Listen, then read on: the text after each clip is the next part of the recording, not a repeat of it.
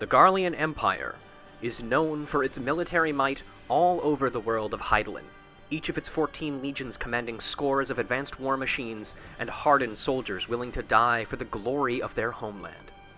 The same is true of the Imperial Legion, of the 10th Imperial Legion, as on the surface it appears to model all of the facets that Garlemald holds dear. However, the 10th Imperial Legion also holds a secret, one clutched tightly in the grip of every legatus in the military. It is a death sentence. Whenever a Garlean soldier is suspected of treachery, debauchery, or any other crime that flies in the face of the Garlean ideals, they are silently transferred to the 10th Legion. There they stay, never able to transfer out, move up in the ranks, or even have their names spoken about in official documentation. Mockingly named the Undesirables by other legions, any of their accomplishments are attributed to other legions instead, and any objections are quickly and harshly stumped out. Marcellus Rem Lobelia is one of these Undesirables, accused of causing the deaths of an entire cohort during a raid of the Gulmoor jungles. Due to the severity of his crimes, Marcellus is despised even by his own men, who only follow his orders on threat of punishment from those higher up than he. Despite this, Marcellus is a proud and dignified man, carrying himself with all the presence and dignity that Garleans strive for. Despite the overall feelings that are instilled in most Garleans about those they conquer, Marcellus holds them in high regard, which has perhaps contributed to the adoption of his son.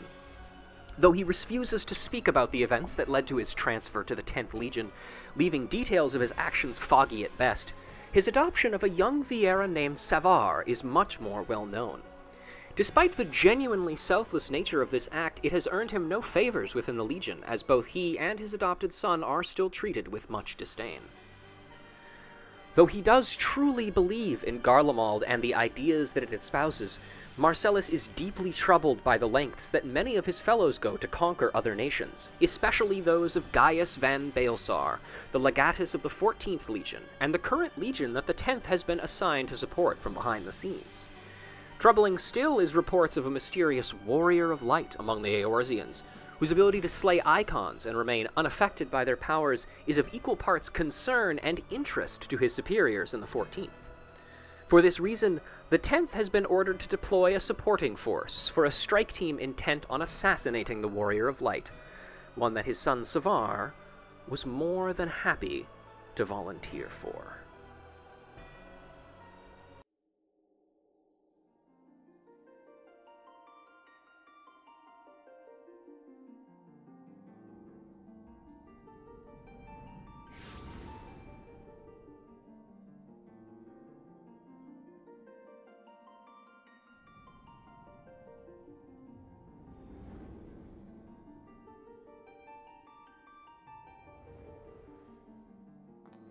Here.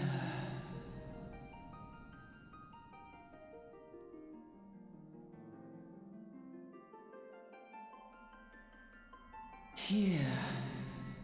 Feel.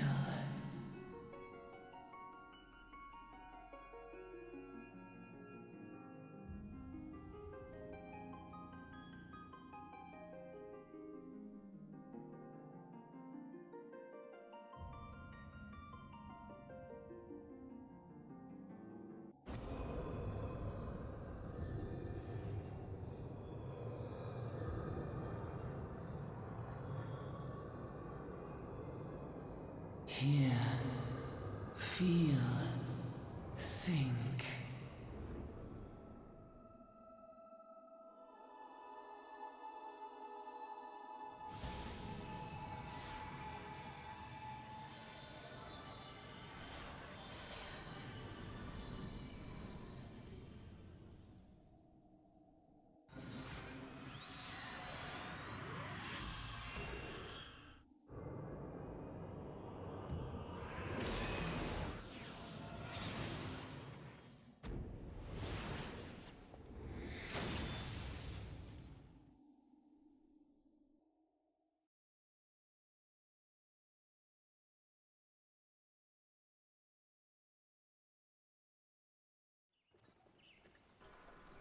Oi!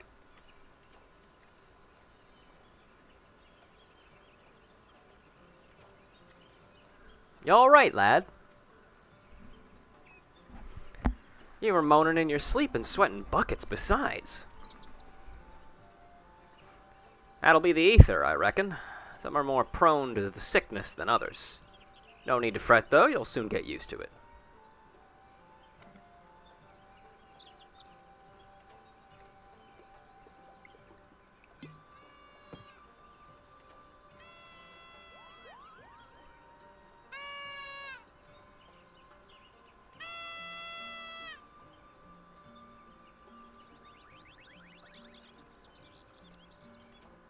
Feeling better, Kupo?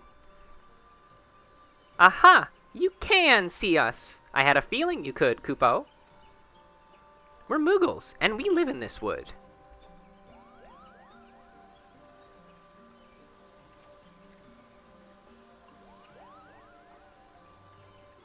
Normal folks can't see or hear us, which makes you special, Kupo. And seeing as how you're special, maybe you can tell us something.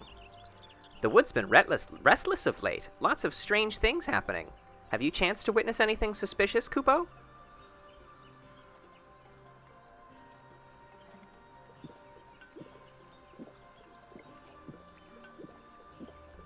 But of course you haven't. You've only just arrived. Well, there's nothing for it then. We'll just have to keep looking. Nice to meet you, Kupo.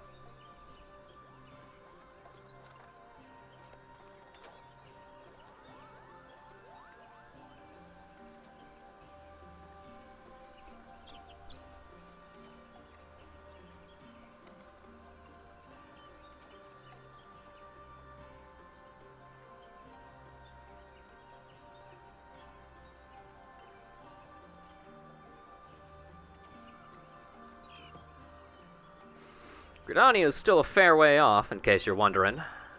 Seeing as you're awake, how's about you keep me company till we get there? Them young'uns don't care much for conversation, see? Bremont's the name, and peddlin's me trade.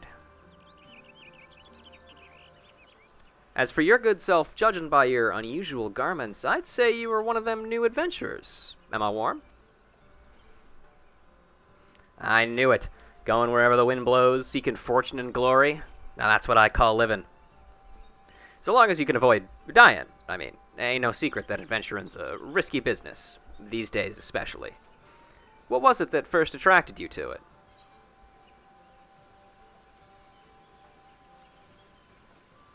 To gain power.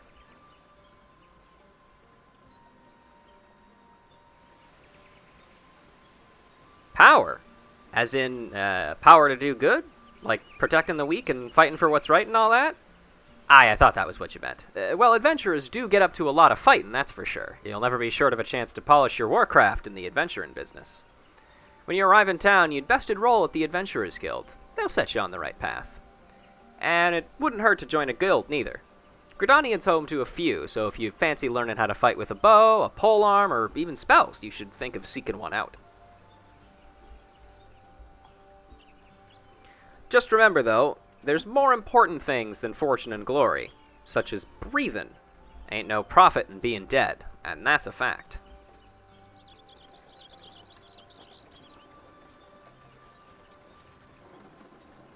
Halt! Go no further! What's this, then? Ah!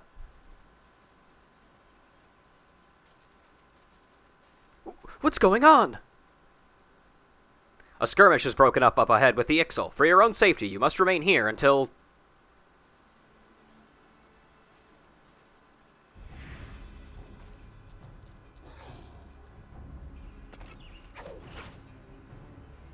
Bloody hells! We shall hold them here. Try to break clear.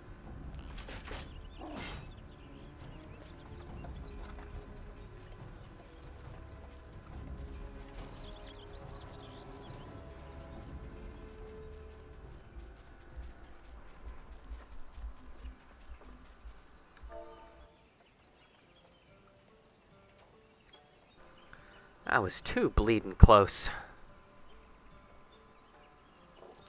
Nice of the Ixol to send us a welcoming party, though, eh? Joking aside, this won't be the last time you meet those feathered fiends, so just you take care, alright? By the by, is this your first trip to Gridania?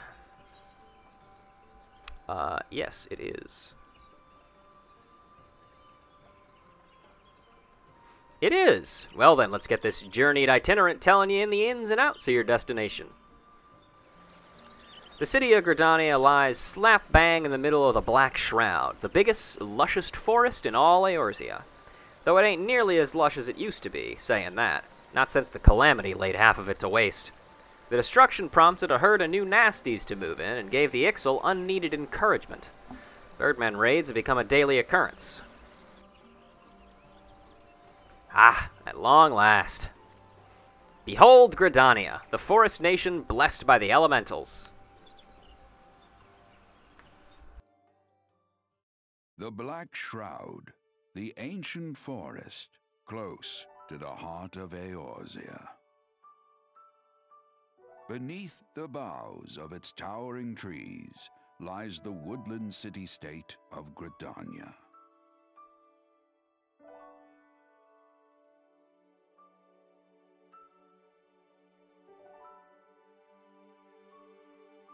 Once a sanctuary from the world beyond the hedge, even the mighty elementals, eternal guardians of the forest, could not forestall the coming of the seventh umbral era. However, the goddess Nofika was never one to forsake her children, and today she welcomes another brave soul. One who may yet play a telling role in the tale of this great realm.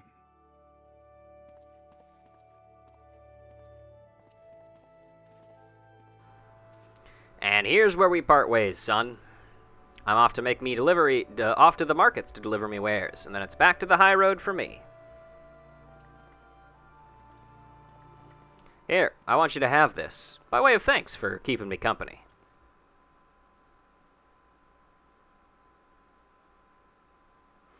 Hey, you never did tell me your name, did you? Well, here's an idea. Become the sort of storied personage I can brag about having met, then I'll consider us square.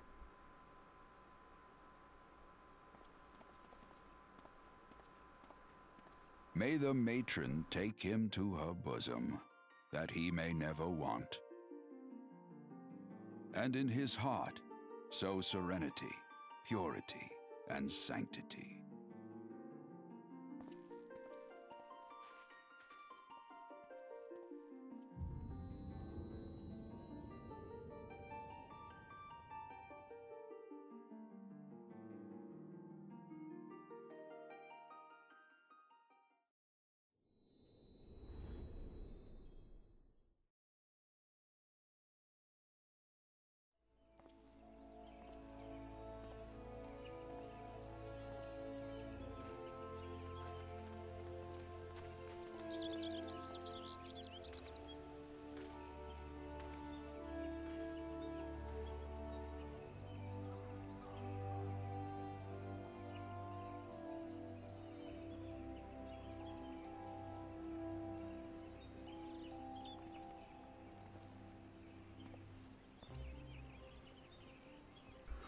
You there. Yes, you.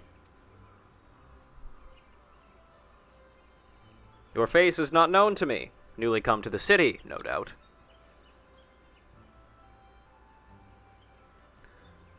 I am Burtenant, a wood whaler of Gridania.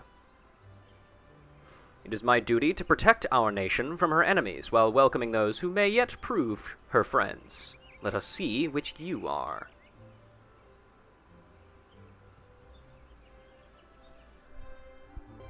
Ladies and gentlemen, welcome to a very special episode of Final Fantasy XIV: A Realm Reread.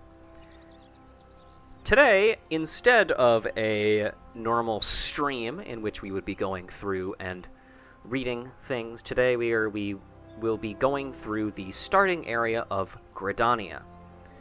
Now, if you have been keeping up with the series, you know that our main character Ruja Lorelei began her adventures in the coastal city of Limsa Lominsa in Lenosha. However, there is quite a few differences between the starting stories of the three city-states, and in an effort to continue to catalog every bit of dialogue that I can in this game, I decided to put it to a vote to see what you all wanted to see. And what you voted to see was, yes, you would like to see those additional starting areas. And so we begin here, in Gridania, with our friend Marcellus Lobelia. Now, just to give a quick primer on how things are going to go here, obviously this is not a stream. This is going to be just a video that I put up on YouTube. I'm going to be chopping stuff down, cutting out parts that are not necessary, and just kind of generally skipping things that we've already seen. We will be going most likely until we have visited each of the other city-states to see if there's any additional dialogue there. Any quests that are unique to starting in Gridania we will going to be reading. Anything else we are going to be skipping. But that is going to be the general idea, and without a doubt, let's get started. Now then, let's start with our first quest, coming to Gridania. To be recognized as an adventurer in the city-state of Gridania, you must first register yourself with the Adventurers Guild.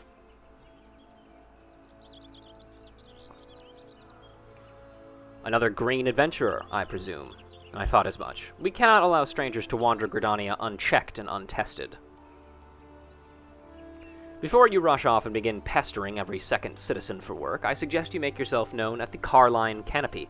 That's the headquarters of the local Adventurers Guild, in case you were wondering. The Carline Canopy is the building you see behind me. Speak to Mother Mion within, and she will take you in hand.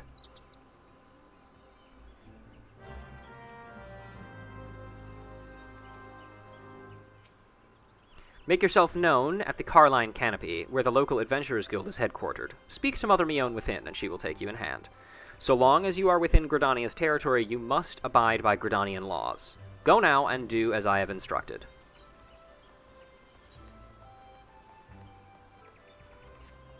Let's see if there's anybody. Where do you think you're going? The Adventurers Guild is the other way. That's as far as you go, son. Head over to Bertenant and mind you do as he says.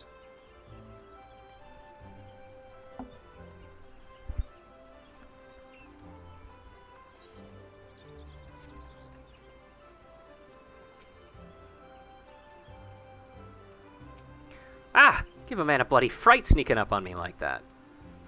Newly come to Gridania, are ya? Then I suggest you continue on your merry way to the Carline Canopy just behind me. Mother Mion will want a word with you.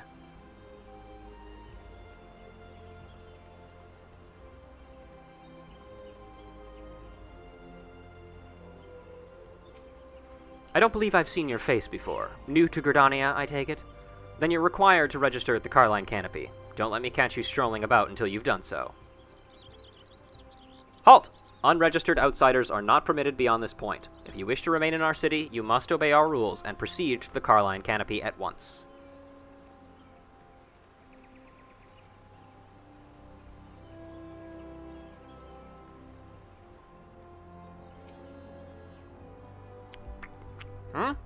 Should you be speaking with Mother Mion? They say the 7th Umbral Era is corrupting the wildlife in the woods, making the beasts stronger, more aggressive. I look forward to meeting them. Gridania can be such a bore sometimes. All the people talk about is trees and elementals. Perhaps I should try my fortune in a city with a touch more excitement. They say the streets of Ul'dah are paved with gold, and the pirates of Limsa Lominsa will slit your throat as soon as look at you. Bland cuisine apart, I have begun to grow fond of this city and its people. The women especially. I would not have believed the Black Shroud concealed such grace and beauty. Alright, buddy.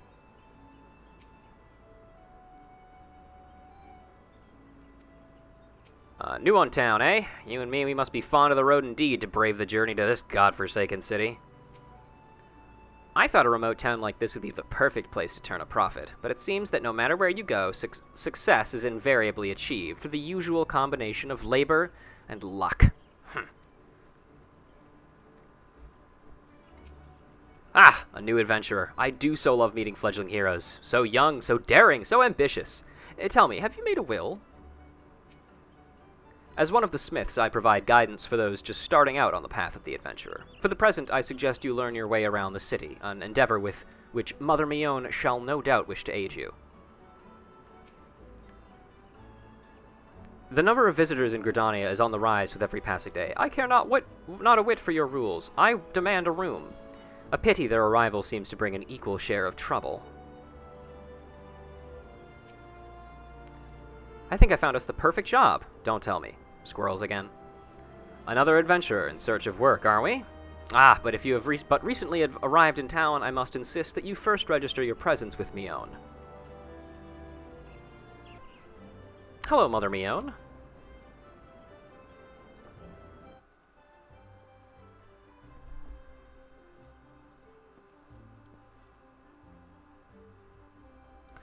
Well, well, what have we here? A wide-eyed and wondering young adventurer, come to put your name down at the guild, I assume. Welcome. Mion's my name, or Mother Mion as most call me, and the Carline Canopy is my place. As the head of the Adventurers Guild in Gridania, I have the honor of providing guidance to the fledgling heroes who pass through our gates. No matter your ambitions, the guild is here to help you attain them. In return, we expect you to fulfill your duties as an adventurer by assisting the people of Gridania. A fine deal, wouldn't you say? To an outsider's eyes, all may seem well with our nation, but naught could be further from the truth. The people live in a state of constant apprehension. The Ixal and various gangs of common bandits provide an unending supply of trouble compounded by the ever-present threat of the Garlean Empire to the north, and that is to say nothing of the calamity. Even now, the wounds have barely begun to heal. Ah, but I speak of it as if you were there. Forgive me. 5 years past, Eorzea was well-nigh laid to waste when a dread worm emerged from within the lesser moon Dalamud, and rained fire upon the realm. It is this which people call the Calamity. Scarcely a square malm of the Twelveswood was spared the devastation, yet despite the forest's extensive wounds, not a soul among us can recall precisely how it all happened. I am well aware of how improbable that may sound to an outsider. It is improbable, but it's also true. For reasons we can ill explain, the facts surrounding the calamity are shrouded in mystery. There are as many versions of events as there are people willing to recount them. Yet amidst the hazy recollections and conflicting accounts, all agree on one thing. Eorzea was saved from certain doom by a band of valiant adventurers. Whatever else we've misremembered, none of us have forgotten the heroes who risked life and limb for the sake of our realm. And yet, whenever we try to say their names, the words die upon our lips. And whenever we try to call their faces to mind, we see naught but silhouettes amidst a blinding glare. Thus have these adventurers come to be known as the Warriors of Light. Pray, do not feel daunted by these deeds of legend. We do not ask that you become another Warrior of Light, only that you do what you can to assist the people of Gridania. Great or small, every contribution counts, and I trust you will play your part. All that's left, then, is to conclude the business of registration. Here's a quill. Scrawl your name right there. Oh, and I would appreciate it if you use your real name. There's a special place in the 7th Hell for those who are using amusing aliases. Yeah, imagine being named something like our Optimus Prime. Fucked up. Marcellus Lobelia, And you're quite sure that isn't an amusing alias? Very well. From this moment forward, you are a registered adventurer of Gridania, nation blessed of the elementals and the bounty of the Twelveswood. The guild expects great things from you. Look what's just arrived. Another God's damned adventurer. Don't you start with that. Adventurers are the very salve that Gridania needs. The elder Seedseer herself bade us welcome them with open arms. Do you mean to disregard her will? Of course not. Lest you forget, it is my sworn duty to uphold the peace. Am I to blame if outsiders bring mistrust upon themselves? You, adventurer, mind that you do not cause any trouble here, or I shall personally cast you out of this realm and into the seventh hell. Friendly bunch. Pay that outburst no mind. He only meant to counsel you. Suspicious characters have been prowling the 12s wood of late, you see, and the Wood Whalers feel they cannot afford to take any chances. As is often the way with folks who live in isolation, Gridanians are wont to mistrust things they do not well know, your good self included. Fear not, however. Given a catalogue of exemplary deeds and no more than a handful of years, the locals were surely warm to you. On behalf of my fellow citizens, I welcome you to Gridania. May you come to consider our nation as your own in time. Now then, you may depend on old Mother Mion to teach you a few things that every adventurer should know.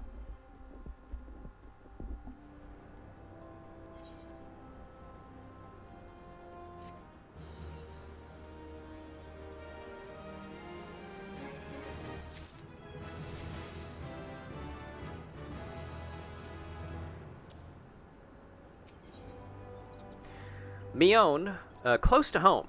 Mion, proprietress of the Carline Canopy, wants you to perform 3 tasks that will help you learn the fundamentals of adventuring.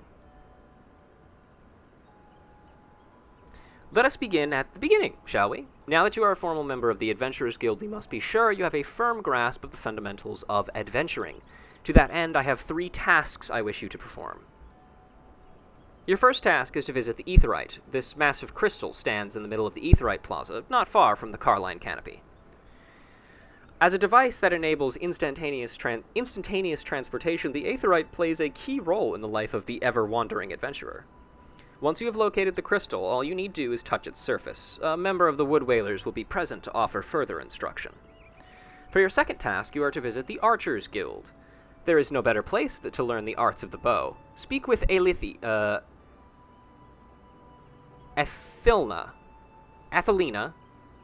Speak with Athelina, and she will explain the benefits of joining the guild. For your third and final task, I would have you visit the markets at the heart of Old Gridania's commercial district. There you shall find weapons and armor, and all the various items that an adventurer might need on his travels.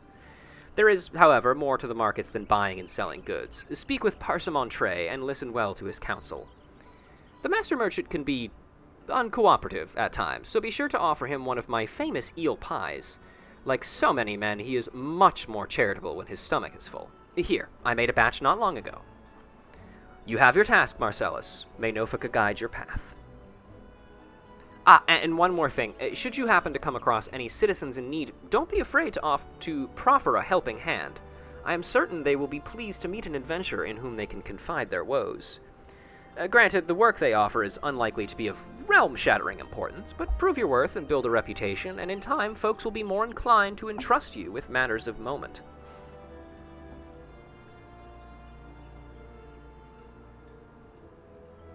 I also suggest you lend an ear to the smith here in the Canopy. The smiths are trusted representatives of the Adventurers Guild, and are an invaluable source of advice for neophyte heroes seeking to attain greatness.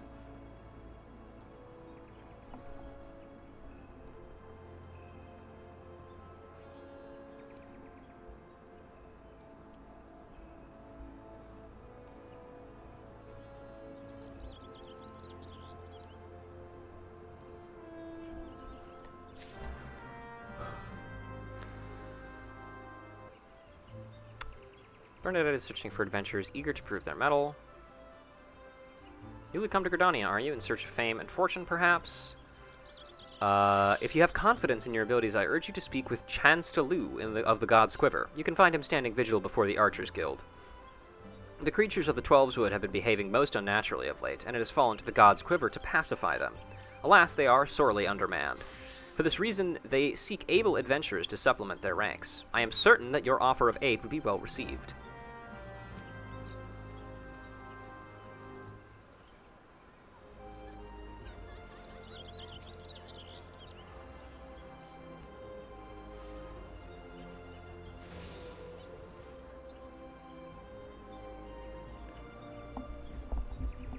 Greetings, adventurer. I see you are faithfully following Mother Mion's instructions.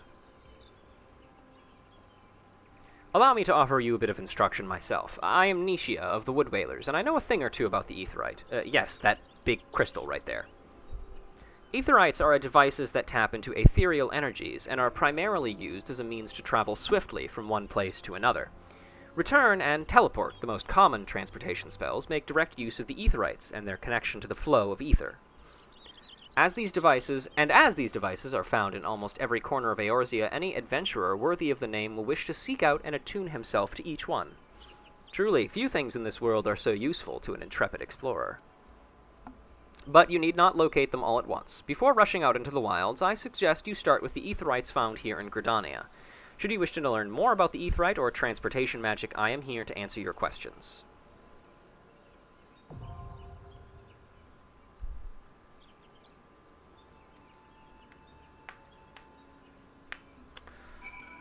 Alright.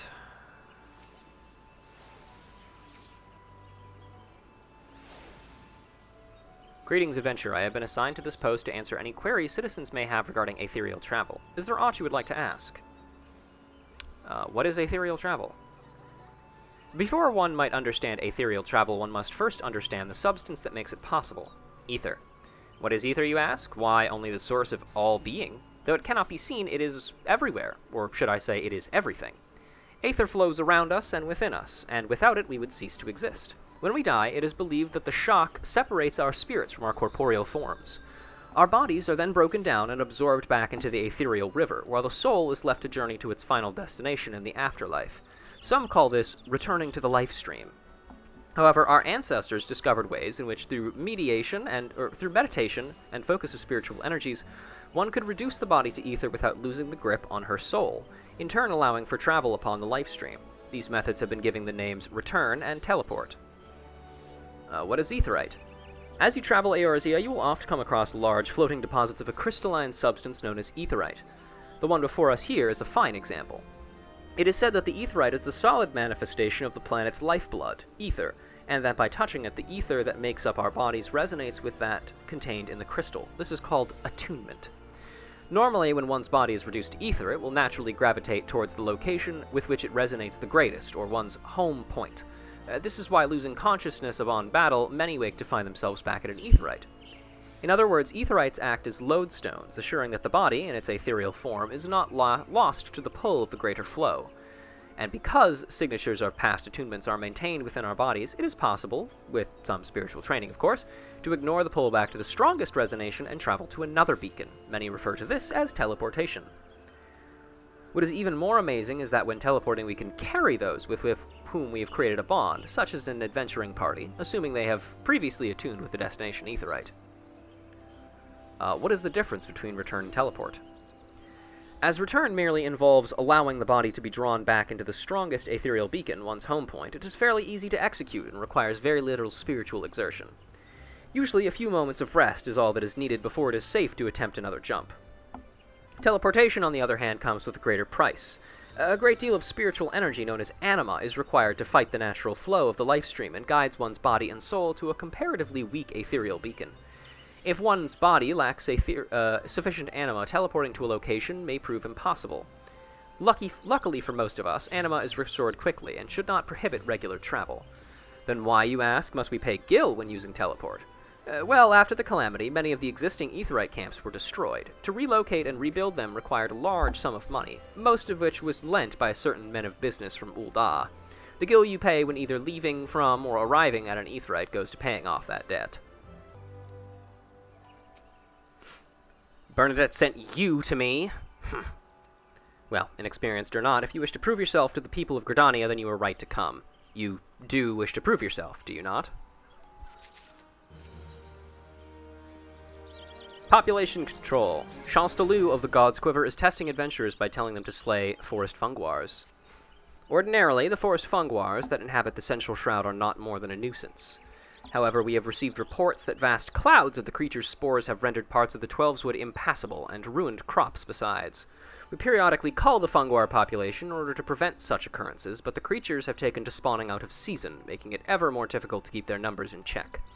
Though this is indeed a troubling development, the god's quiver has more pressing concerns and can ill afford to waste time fighting funguars.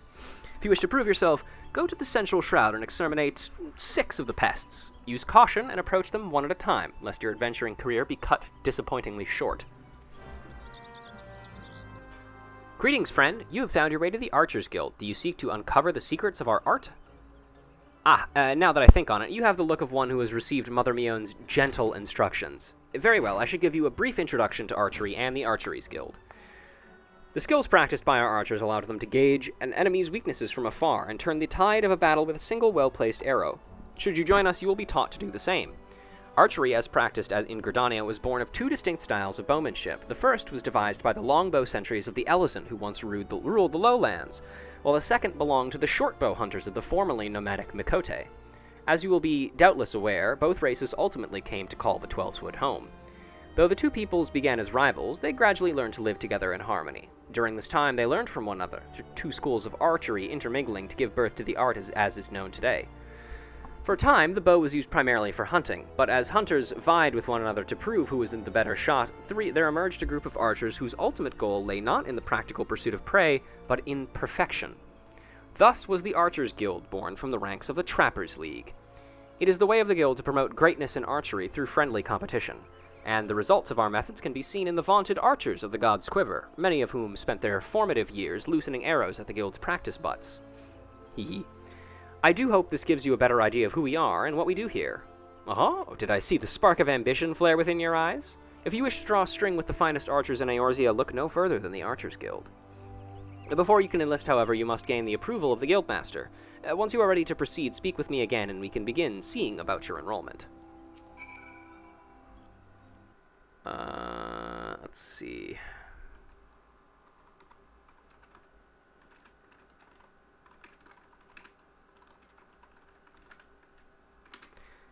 So, are you resolved to join the Archers Guild?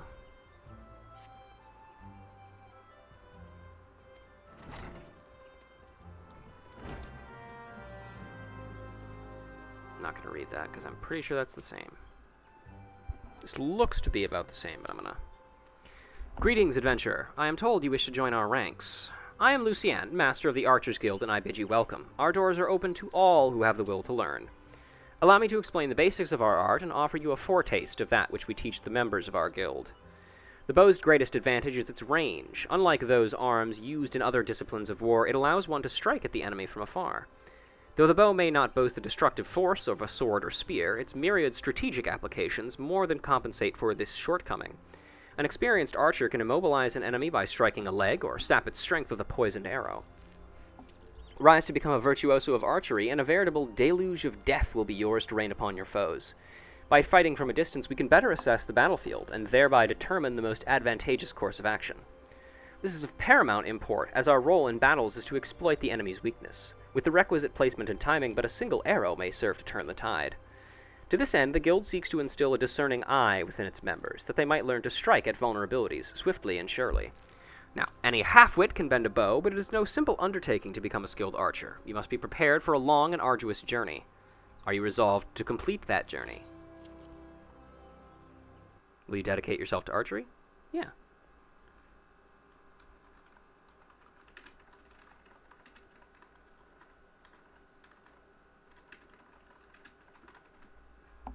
Very well. Now, before proceeding any further, I must needs gauge your innate aptitude for archery. To this end, I hereby assign you the following trial. Slay the squirrels, ladybugs, and funguars that roam just beyond the city's gates. 3 of each should suffice. In so doing, you will prove your fitness to join the Archers Guild. Report back to me when the task is accomplished. I doubt that it will trouble you unduly.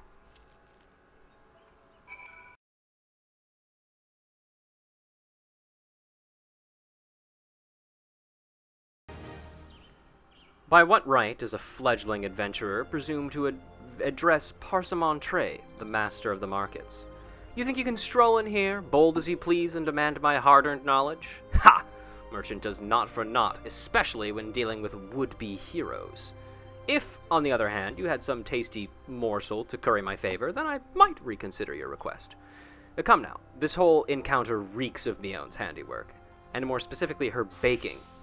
Don't look so surprised, son. I smelled that eel pie of yours a malm away. Hand it over! A hand-made eel pie, Mother Mion's realm-famous eel pie, served only in her fine establishment, the Carline Canopy.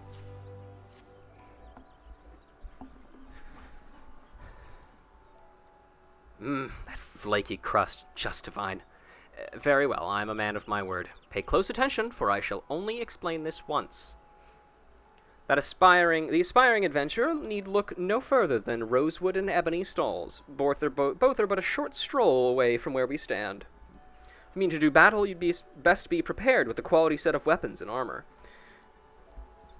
Such goods are the providence of the Rosewood stalls, directly south of here. You'll be pleased to learn that the merchants of Gridania are exceedingly particular when it comes to craftsmanship, so you needn't fear defective straps and the like. Yet if it's potions and paraphernalia you seek, head north to the Ebony stalls. The shelves are lavishly stocked by widely traveled Uldon merchants, and I may truly say that I have seen seen things among their myriad wares that I scarce knew existed. Do you follow me thus far? The first step in any purchase is to select the stalls that meet your needs. Then you may concern yourself with price and profit. There's little more I can teach you with mere words. Go! Peruse the stalls, and see for yourself what wares they offer. There is no substitute for first-hand experience, after all, and I am weary of talking. Unless you have another eel pie. Welcome back, Marcellus. It would seem you have successfully completed the trial. You've proven yourself worthy of a place within these halls. It is with pleasure that I name you an Archer of the Guild. As fellows of the Path, let us together strive for greater mastery of our art. Now, though you may be a member of the Archers Guild, know that your seniors will not coddle you with personal attention. It is up to you to seek out the experiences you need to grow as an archer.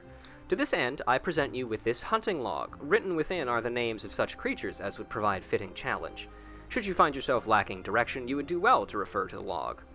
By way of a first step, I encourage you to practice proper technique, loose arrow after arrow, paying close attention to form until the movement becomes second nature. When drawing your bowstring has become natural to you as drawing breath, and the world seems clearer when viewed down the shaft of an arrow, return to me. Go well, my young apprentice.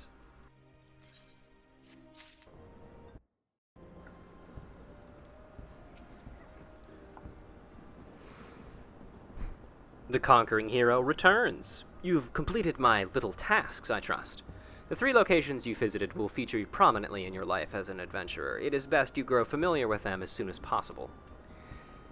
And you took the time to listen to the woes of the citizenry? I cannot emphasize enough how important it is to lend your talents to one and all, no matter how trivial the matter may seem. I am thankful that you are an obliging sort, Marcellus. It is adventurers like you who will win the hearts of the locals and pave the way for those who follow. I pray Gridania can rely on your aid in its struggles to come.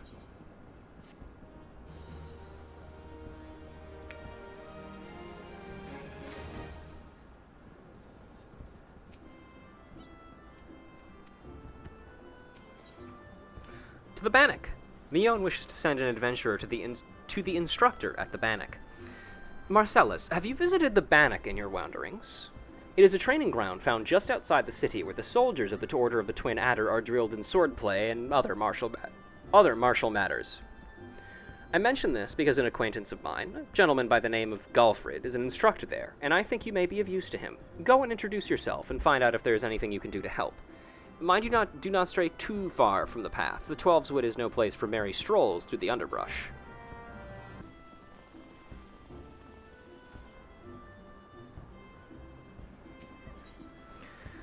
Derision of labor. Celestine, a world-weary veteran of many adventures, is looking for an inexperienced young soul to make a delivery on her behalf. Hey, boy, you seem unoccupied. You know the Bannock, I trust. Fancy taking a bag of basic provisions over there for me? It's not too heavy, mostly filled with dried meats and other bland rations. It's a straightforward job that I'd do with a smile and a spring in my step, if I were 10 years younger. Alas, my tastes have matured, evolved, advanced to a higher level, you might even say.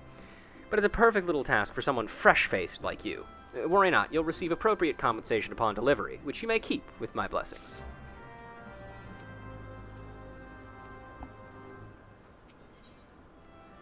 A hard nut to crack. Tata Sosa needs someone to return an iron snaffle he accidentally took from Treespeak stables.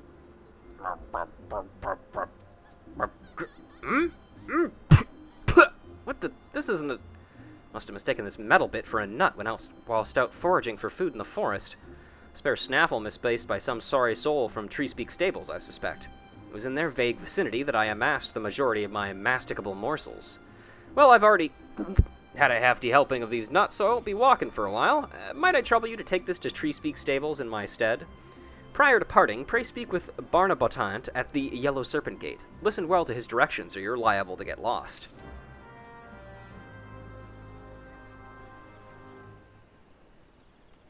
Honestly, I can't quite remember if I've done these quests already, but I think it's, at this point, better to just do them, and we'll see. On an errand for that glutton of a Lalafell? Aye, past this gate and to the west you'll find Treespeak Stables. If memory serves, that iron snaffle of yours looks to be the kind they use in chocobo burdles. Baudouin would be the fellow to ask about that, of course. He looks after the chocobos there, you see. It could well be that he has need of that snaffle.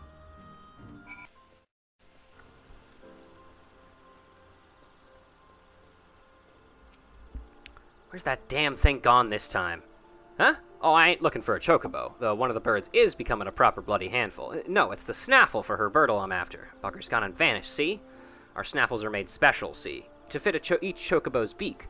So replacing even a tiny snaffle like the one in your... Bugger me, is that... Aye, 'tis the selfsame one we lost. But why is it so sticky? And are these teeth marks? An iron snaffle. A small metal bit used as a set of chocobo reins. There appears to be several deep bite marks in the iron. Stranger, I don't know what foul beast's gob you found this in, or what providence delivered you, the hero that slew it, to me here today, but you've my deepest thanks. With this here snaffle, I can finally get back to training that yellow-feathered menace of mine. Take this with my thanks. A delivery, eh? You're certain you weren't followed? Basic provisions. A large bag filled with various dried meats and fruit entrusted to you by a hardened adventurer named Celestine. Yes, this is what I requested. Strange, I was expecting someone with rather more experience. I usually balk at such outrageous payments prior to delivery. Honestly, I'm amazed you made it this far. These woods are teeming with anoles and other nasties, ready to make a quick meal of the unprepared. I commend your bravery and thank you for your trouble. Here, take the remainder of the fee. I should be very happy to employ you again. Wait! Did you see that? It looked like an anole. Quickly! Go before you bring it here and get us all killed!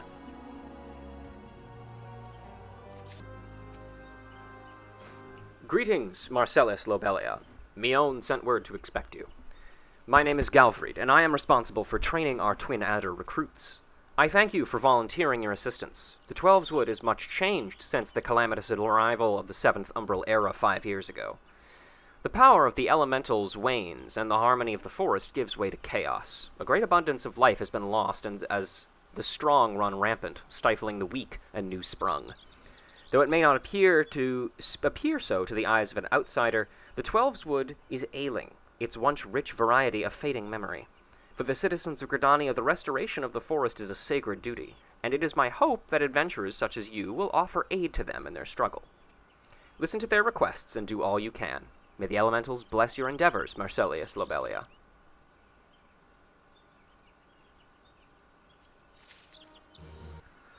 Passing muster. Galfried, Chief Instructor at the Bannock, wishes to inspect your equipment and thereby gauge your readiness for further missions. I see you are eager to lend a hand, Marcellus. That is well, but I cannot in good conscience send you into the forest until I have established that your equipment is equal to the task. It bears repeating that in the 5 years since the dawn of the 7th Umbral Era, many of the Twelve's Wood creatures have transformed into vicious, bloodthirsty monsters. Venturing into the forest without proper gear is tantamount to suicide. I suggest you take some time to evaluate your equipment. Once you deem your armor to be of sufficient quality, present yourself to me for inspection.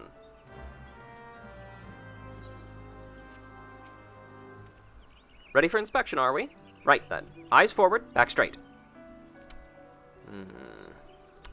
Yes, I think you pass muster. You'd be surprised at how many young, promising soldiers get themselves killed by rushing off into the woods without first donning a decent set of armor. Your equipment, however, should provide the required degree of protection. Consider yourself ready for duty, Marcellus. Ah! Marcellus, By your tireless efforts, you have proven yourself a friend to Gridania. I believe you can be trusted with sensitive intelligence. I would assign you a mission of considerable import, yet the need for secrecy prevents me from disclosing its details until you have pledged your participation. I am authorized only to tell you that it concerns suspicious activity in the Twelveswood. Say that you will lend us your aid, and I shall proceed with the briefing. Chasing Shadows. Galfried needs an adventurer to investigate suspicious activity in the Twelveswood. Good. Time is of the essence, so listen well. You will by now have heard that a suspicious individual has been seen prowling the Twelveswood. And you may also be aware that XIV activity has risen sharply in the region of late. What you may not know is that this increase coincided almost exactly with the first recorded sighting of the aforementioned individual. Suspecting a connection, we tightened our surveillance in hopes of tracking down our unknown visitor. Alas, our quarry is proving to be exceedingly elusive, almost as if he knows our movements ahead of time. But where whole units have failed, a lone adventurer may yet succeed. Acting independently and covertly, you may be able to close in on our quarry unnoticed. Fear and anxiety are beginning to take their toll upon the citizenry, Marcellus. For their sake, I ask that you aid us in this investigation. You have my gratitude. With your help, I am hopeful we will shed light upon this mystery. Begin your search at Lifemun's Stump. It is there that the majority of the sightings took place. Be forewarned, my people cannot offer you support, lest our quarry catch scent of our presence and evade us yet again. Proceed with caution.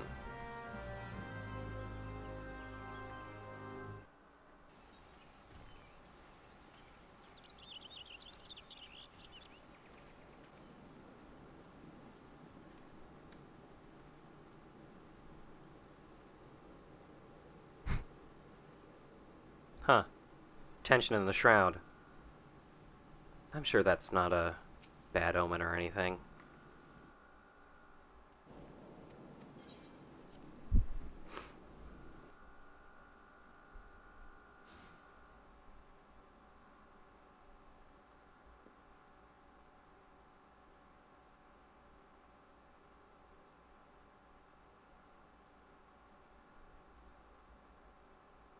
Look! Someone's already here.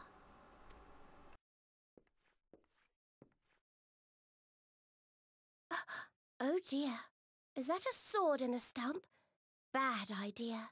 Really bad idea.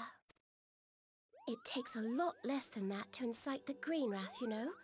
Why, the first time we came to the Twelveswood, we almost ended up as a treant's dinner, just for crashing our airship in the wrong place. It was all Papalymo's fault, of course.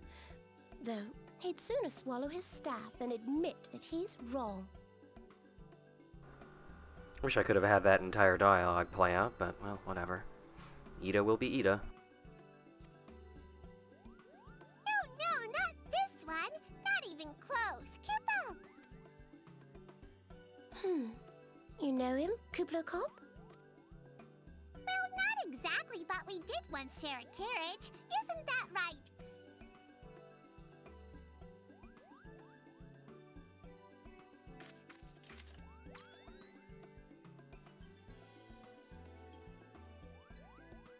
How are the readings? Same as the last. There is a disturbance here as well. And newly manifested at that.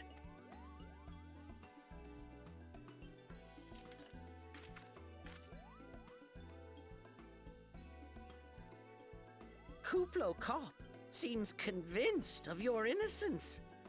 But if this isn't your doing, whose is it? Ever since the calamity, the forest's been really sensitive. The slightest disruption to the etheric flow, and this sort of thing happens.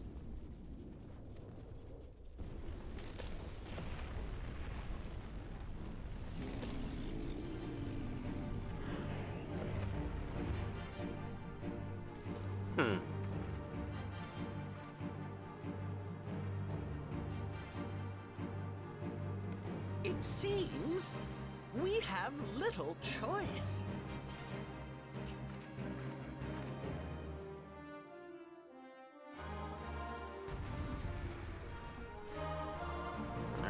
Seems like there has been some sort of problem with the ether. Do you want to get eaten? Hit them harder. I'm trying.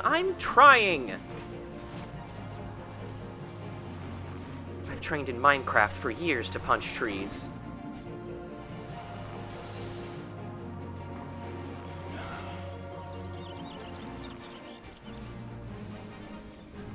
It's one down. Seems we have little choice. Oh wait, he already said that. What am I doing? It's good to see that I still mess up just as much on in recording as I do in the streams, huh, folks?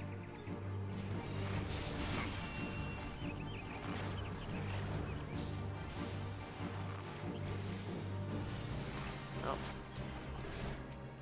Oh, thank goodness, some things more are level. There's more! Be careful! If you value your life, stay close.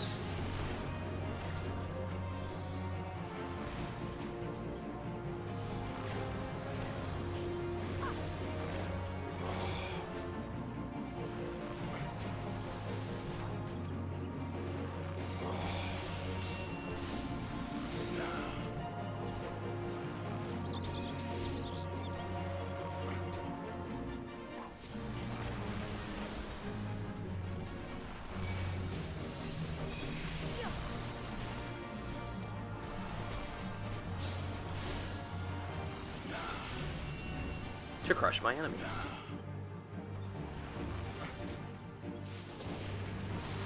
Body feels so heavy.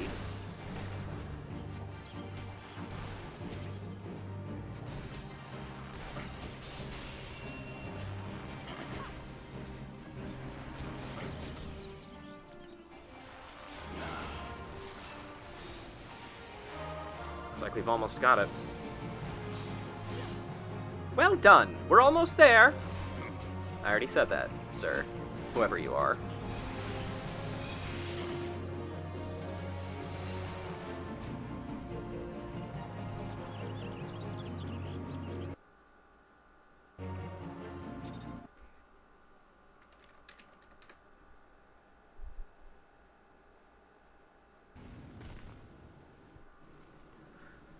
Oh, it's back to being tension.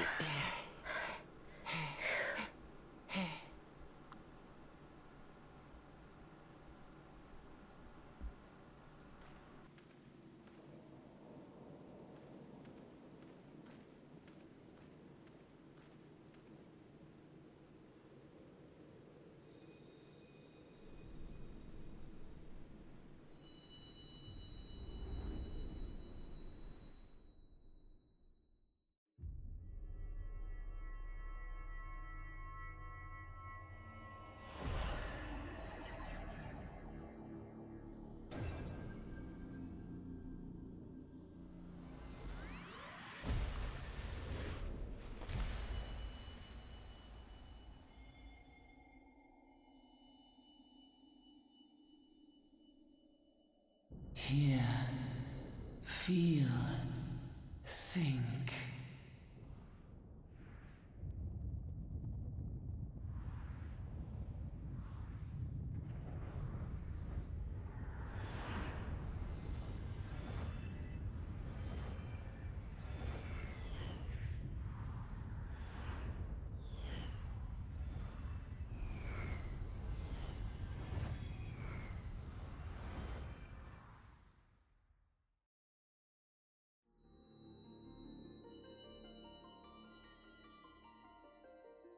Crystal Bearer.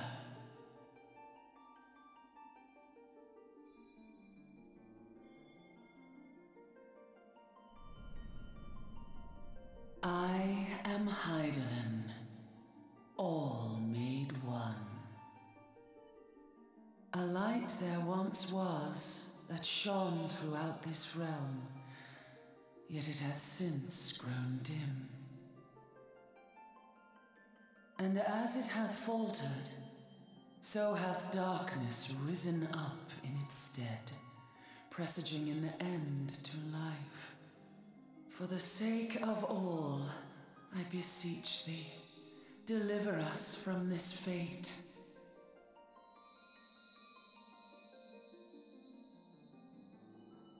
The power to banish the darkness dwelleth in the crystals of light. Journey forth and lay claim to them.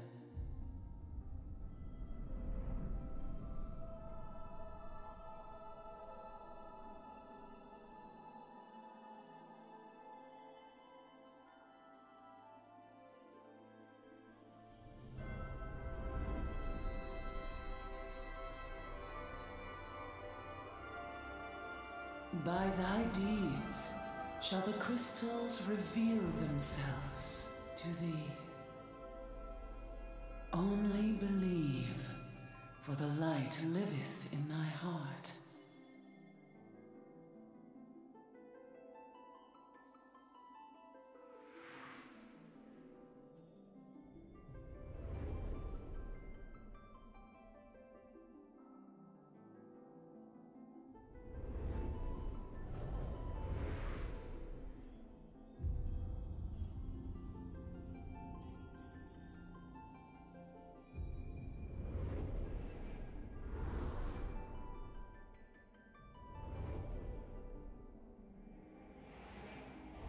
Go now, my child, and shine thy light on all creation.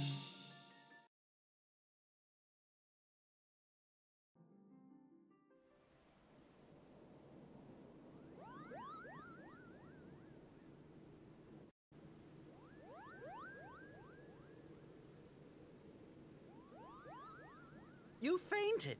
A surfeit of ether, no doubt. And what have we here?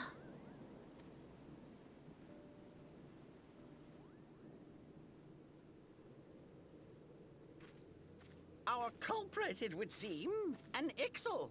And no ordinary Ixal either. A chieftain. That they would venture this deep into enemy territory, the beastmen may indeed be acting under orders.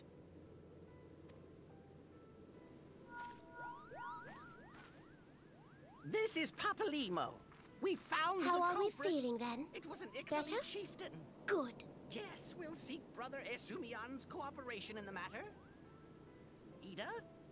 Oh, loud, tactless. Much the same as always.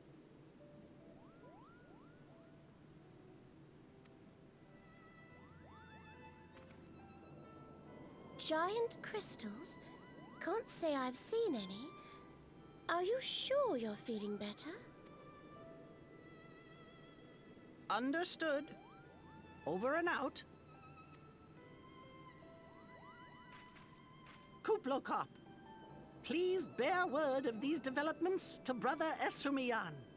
We shall soon return to give a full report. Understood. Over and out. Kaboom!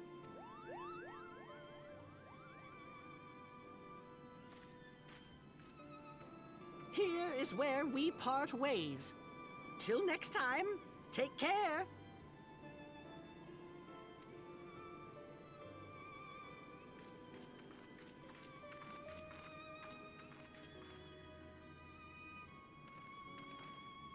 I think that sword might be a clue. You should definitely pull it out and take it back to the Bannock.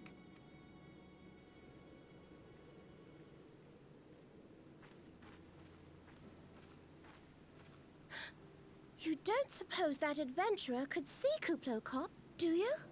And this occurs to you now? Yes, it seemed that way. Time will tell. Well, time will have to, because you won't. You never tell me what's really going on. Unless... you don't know what's going on either. You'd like that, wouldn't you?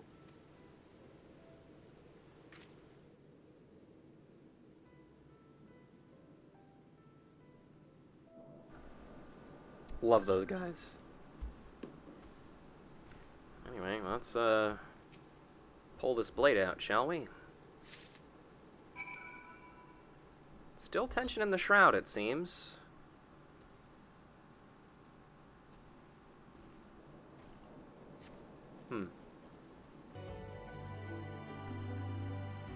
Galfried, I'm back. Don't mind the tension.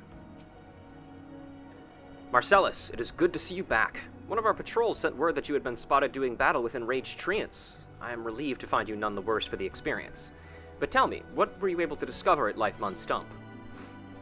Well, I found this magicked blade, which is an ornately decorated sword found thrust into the Lifemend stump. A sword in the stump and a dead Ixal? I can say with absolute certainty that this blade is of Ixali origin. It is a kind used exclusively in the Beastman's rituals. The Ixal rarely set foot in the central shroud, so tight is our guard over the area. What purpose could have driven them to take such a risk? I fear something is afoot. What's this? A dubious couple sporting peculiar spectacles. Ha ha ha! So you've finally been acquainted with Ida and Papalimo. Lay your suspicions to rest. Gridania counts them among her staunchest allies. Both are scholars hailing from a distant land, and have been with us since before the calamity. Their garb may appear outlandish and their exchanges baffling, but never once have they given us cause to doubt them. Indeed, they often assist the gods Quiver and the Woods Whalers in their work, much as I hope you will in the days to come, Marcellus.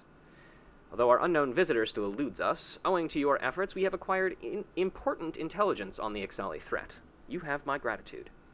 We are fortunate indeed to have a capable adventurer such as you aiding us. I pray you will continue to serve the people of Gridania in whatever capacity you are able.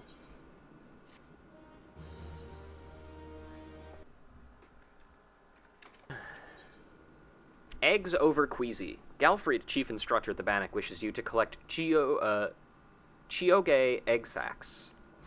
Marcellus, injuries to several of my men have left me short-handed and require a capable sort to complete their unfinished duty. The task is simple. Put down as many of the local Shigoe population as necessary to acquire 3 of their egg sacs. Having done so, you are to deliver them to Monranguin at Gilbert Spire. He will answer any queries you might have.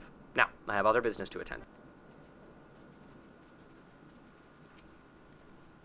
Ah, you must be the adventurer standing in for our injured companions. Terribly unfortunate business, that. Well, here are your Chigoe egg sacs. Translucent sacs appear to be filled with thousands of tiny pearl-shaped eggs. It seems, however, that you had little trouble gathering the egg sacs in their stead. Excellent work. I shall have them sent over to the Trappers' League immediately. But lest you wonder, these egg sacs are not destined for the dinner table. Members of the Twin Adder and Wood Whalers are assisting the League by collecting the samples they need to check for signs of illness. The Chigoe, you see, is one of the few creatures capable of transmitting the disease known as the Creeping Death. Until relatively recently, any Hyur who contracted the ghastly illness would almost invariably perish. Indeed, a single outbreak once claimed the lives of 1/3 of the Hyurian population here in Gridania. That was a long time ago, of course. With the medicines available to us now, the Creeping Death is not the killer it once was. Even so, it is best to halt any new outbreaks before they occur. Thus, we gather Chigoe eggs on a regular basis in order to assist the Trappers' League with their ongoing research. Your timely assistance is most appreciated.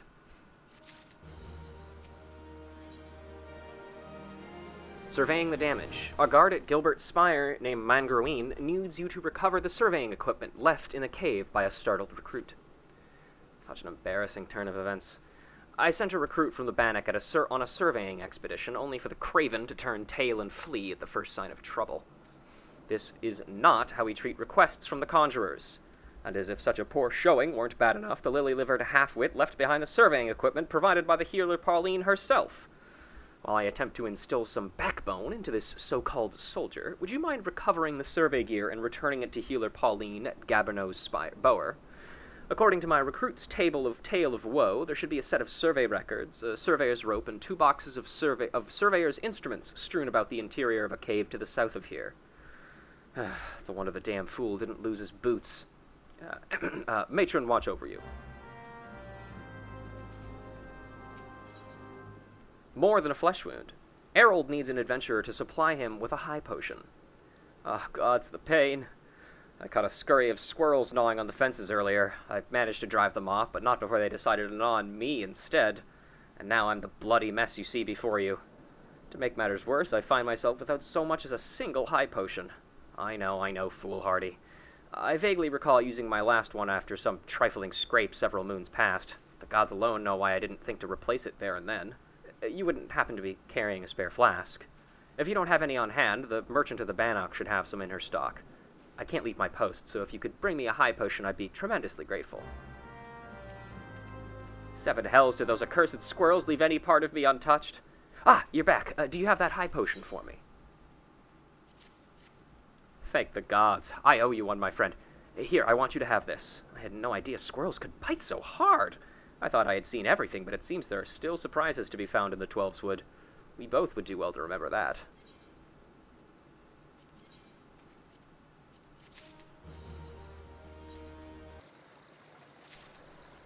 Okay, it's the survey records. Son of a bitch. Damned creatures. Well, at least we know what scared off that recruit. Weird spider things.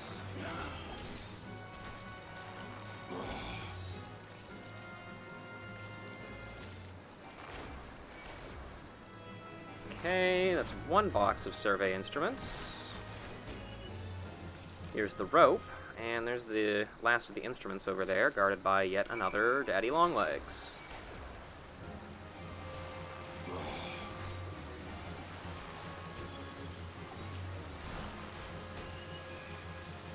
There we go. Got it. Alright, here we are at the Bowyer. Bower? I don't know. Pauline. Yes, may I assist you with some matter? Well, we have the survey records here for you, which is a sprawling list of numbers which appear to be coordinates of some sort. You have the surveyor's instruments, 2 of them, a wooden box containing various tools used by the surveyors, including an alidade, a plumb, and a block of marking wax, and a surveyor's rope, a thin rope used by surveyors to measure distance. Oh, but this is the equipment that I left with the soldiers of the Bannock. Fled at the first sign of danger, you say? I see. Well, all is not lost. It appears the recruit managed to complete the surveying assignments. The records are actually quite detailed. With the changes wrought by the calamity, I thought it wise to send the Order of the Twin Adder on a number of expeditions to map the region's topography. As fortune would have it, the officers saw these tasks as an excellent opportunity to train inexperienced soldiers. We can no longer rely on our past knowledge of the 12's Wood. If we are to survive these troubled times, we must reacquaint ourselves with our surroundings, so that we might better discern the threats that we face. Stay vigilant, adventurer.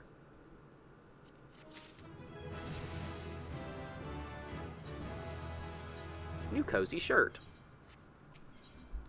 Pauline at Gabinot's Bower needs an adventurer to cull the growing anole population, as well as gather one of the Skelkin's eggs, in a soldier's breakfast. I hesitate to make such a dangerous request, but might you assist us in thinning the number of anoles on Naked Rock? In our efforts to commune with the elementals, we conjurers often find ourselves in the area. Of late, however, our mediations have all too frequently been interrupted by unprovoked anole attacks. Truly, beasts grow more aggressive by the day. Their numbers have continued to grow since the advent of the 7th Umbral Era, you see, forcing packs of the Scalekin to come down from the mountains in search of food. If you could slay a handful of the beasts, and that should lessen their need to hunt, and also serve as a warning to the anoles to remain within their territory. But I am afraid you must do more than thin the existing population. If we are to truly break this spiraling growth, then we must also target their future offspring. Bring me one of their eggs, and you will have played your part in returning balance to this area of the forest. Gabinot at Gabinot's Bower at Gabinot's Bowser is looking for an adventurer to deal with a parasite funguar infestation. Gods damn you, you mushroom-headed, spindly-legged, spore-spewing abominations! Suck the life out of my precious trees, will you? Damn you to the 7! Huh? Oh, thank the matron. You look just like the sort to help me deal with this nightmare. My poor trees. Trees I have tended to since they were scarcely saplings, I might add, have been infested with parasite funguars. If I let those pests have their way, my babies will be naught but deadwood before the week is out. Smear a little of this amber unguent on an infested tree, though, and the horrid creatures will drop clean off, allowing you to administer adventure-style vengeance. Mahaha! Did you hear that, you malignant toadstools? Your end is nigh. You'll rue the day you... my apologies. The wrath was upon me. Fear not, I am now quite calm. So the Funguars, bastards that they are, have attached themselves to 3 trees. Once you've ground those treacherous mushrooms into a pulp beneath your righteous boots, come back and tell me exactly how it felt. Get some therapy.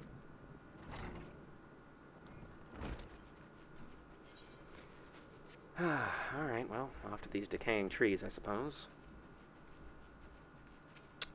Let's see. So we got this amber unguent here, which is a sharply scented liquid entrusted to you by Master Gabino of Gabino's Bowser. A parasite funguar peels from the tree and falls at your feet.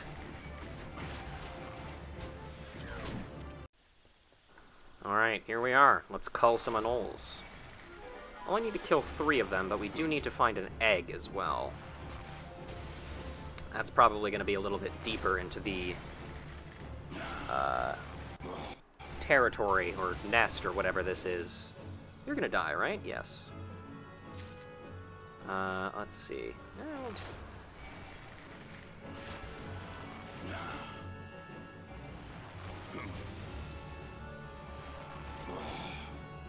Alright, now, egg. Oh, I do need to kill one more, though. Ah, there's one.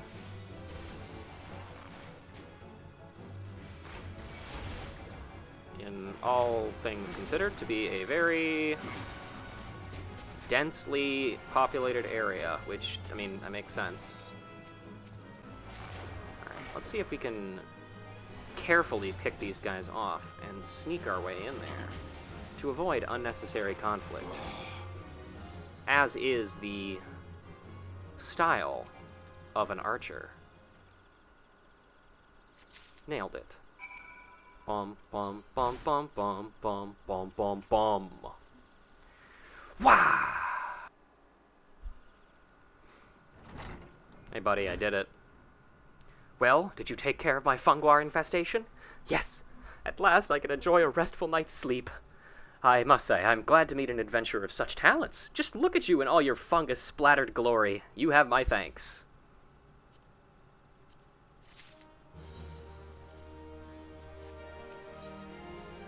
Soil Despoilers. Gabino of Gabino's Bowser's fame needs a reliable adventurer to cull the ever-increasing microchew population. Ah, it's you, Marcellus. After the thrashing you gave those infernal funguars, I do believe you might be the very person to solve another problem of mine. Microchews. These vile little beasts draw their sustenance directly from the soil. Ordinarily, the forest would be only too happy to provide, but these days there are just too bloody many of them. So many, in fact, that they're leaching every last nutrient from the ground. You think this soil was planted here just for you and your microchew mates? Gah! I should go over there and well, I'm not rightly sure what I should do, but someone should certainly do something. And soon, before I apologize. The rage, you see, it takes over and there's naught I can do but fume and sputter. If you see your way to exterminating 8 or so of those soil despoilers, that's the quest name, you would have my eternal gratitude. Once you've taken care of the microchews, I'd be grateful if you would report to Aldfrith. You'll find him just outside. I hear the degradation of the soil has been just as much of a source of consternation to him as it has to me, and I'm sure he'd appreciate knowing the problem has been solved.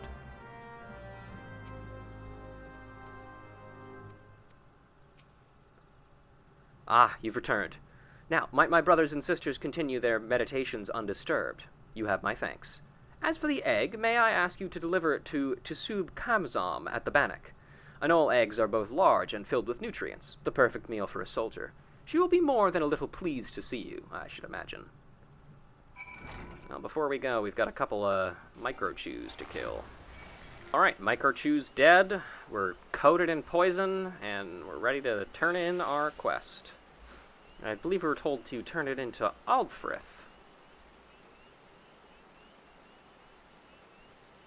Hey there, buddy.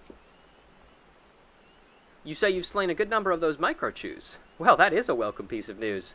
I was afraid old Gabino would take up an axe in hand and try to hack apart the pests himself. Perhaps now his troubled mind might know some peace. You have my thanks. All right, ma'am. I have your breakfast. Who goes there? Oh, Marcellus, it's you. Hmm? Another delivery? An anole egg. This melon-sized egg of the violent scalekin known as the anole is still slightly warm. I'm not certain I should be the one to... By Nafika, that's an anole egg! The troops will be glad indeed to see one of these at the table. And you say here Pauline sent you on this errand. I hear the anoles are more numerous than ever, yet you appear to have managed the task with your skin intact. Your skill and bravery continue to amaze me, Marcellius.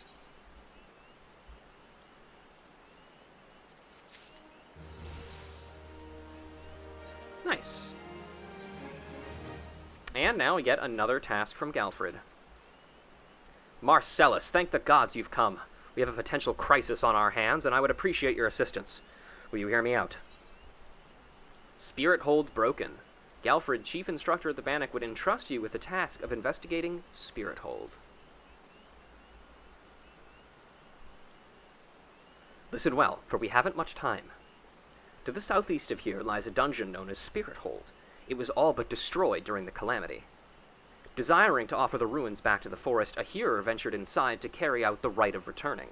Alas, it would seem something has gone awry. Word arrived just moments ago that the hearer and his guards have been attacked by a towering shadow. Aye, you heard me true. A shadow. On any other day, I would dispatch my best quivermen to provide support, but I sent them to repel an Ixali incursion in the West Shroud and area Belago. The timing of these events cannot be mere coincidence. I fear the Ixal somehow caught wind of our plans and are attempting to disrupt the rite in an effort to weaken the bond between man and elemental. They must not be allowed to succeed.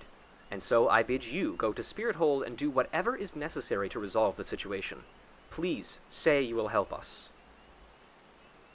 I knew you would not let me down. You will have all the support I can muster. Now, we are racing against time, so you had best make haste. Sounds like something's up. Well, let's get in there, then. The Spirit Hold, I believe, is an area that we've only really jumped into a couple of times. I believe for some class quests, primarily. But we have never really gone in there for quests, like we are about to now. Pardon me, sir. Ailston? Who goes there? An adventure, is it? Here at Instructor Galfred's request, you say. Thank the matron. Doubtless you already know this, but a towering shadow manifested without warning and attacked the hearer in the midst of the rite. Most of his party has been successfully evacuated, but 5 remain unaccounted for. Please find them and see them out of harm's way.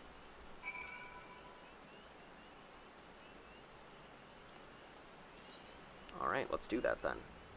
So, the majority of the Spirit Hold has been evacuated. 2 Conjurers, 3 Wood Whalers, and the Hearer remain unaccounted for. I don't know how exactly we got that information out of him just saying, you know, there's 5 people unaccounted for, but whatever. Great shadow towering over me. What in the 12's would good grace? An adventurer. Please, you must save the hearer. This witless Wood Whaler. Oh, for Christ's sake. Galfred sent you? I'm no longer of use here. Pray, help the hearer in my stead. Well, that's nice of him. He was waiting. Thank you, sir. I will reward you with a swift death. I'm still going to poison you, of course, but, you know, it'll be faster than normal, I guess. Maybe. An overwrought Wood Whaler. Away, vile fiend! Away, I say! I defy you! I defy you! Huh? Oh, an adventurer. We were ambushed. Ambushed in the middle of the ritual. And then I'm not sure what happened.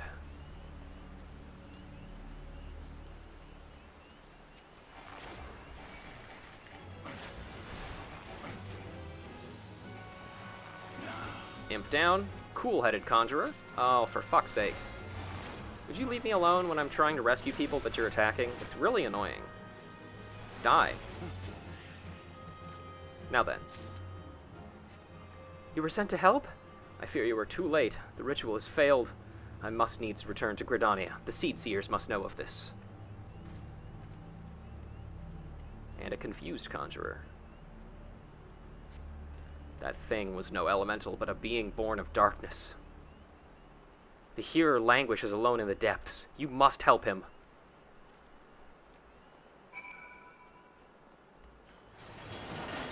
really in the depths. It's kind of just, like, immediately inside the door, isn't it?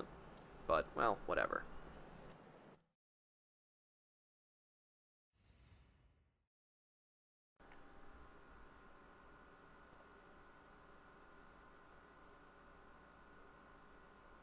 O mournful voice of creation, grant ye this humble stone a soul, that it may wake to life. I hope me fucking up the incantation didn't mess up the spell. Oh, thank God it didn't.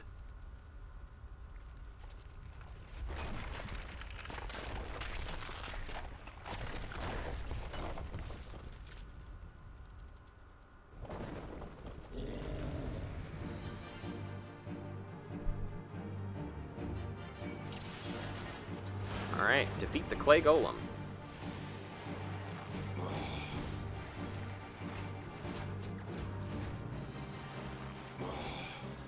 You are strong, but are you strong enough to withstand this? Yes.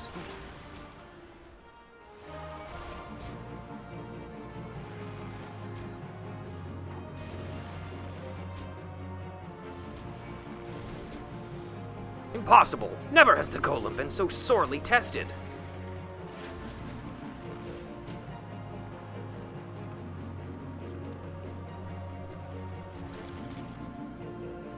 Victory!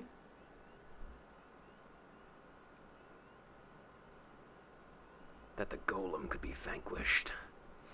That man is no ordinary adventurer. Hmm?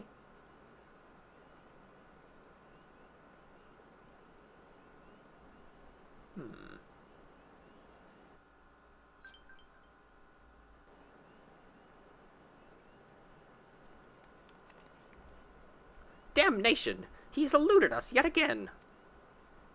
Oh, fancy meeting you here. How are things?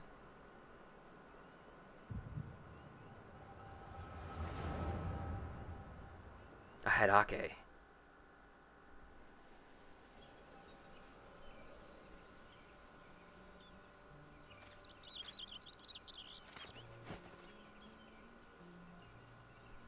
Whatever are you? Shh, more birds. This makes how many times today? 7? Their movements are beyond our fathoming.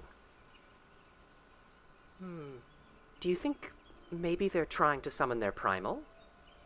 I hope not, for all our sakes, yet we must be prepared for the worst.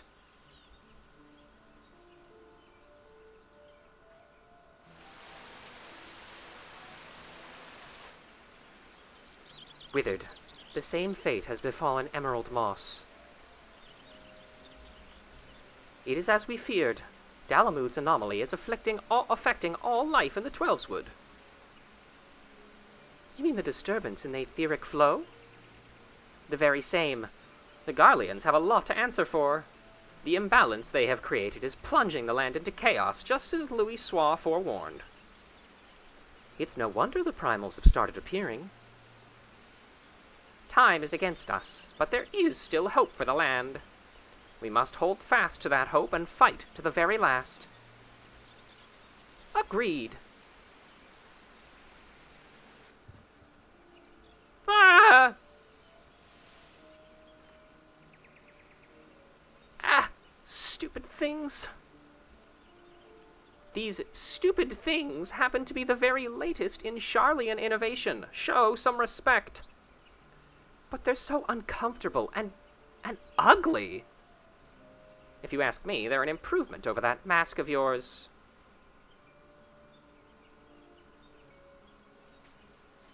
Hard to believe it's already been 5 whole years, isn't it? Already? 5 years is but a heartbeat in the life of the planet. I suppose you're right. Now that I think about it, the Twelveswood barely recovered at all, and the Gridanians still have the same old problems. Aye, along with some new ones. Just in case Ixal and Garuda weren't troublesome enough, the Sylves had to go and invite Ramu, didn't they?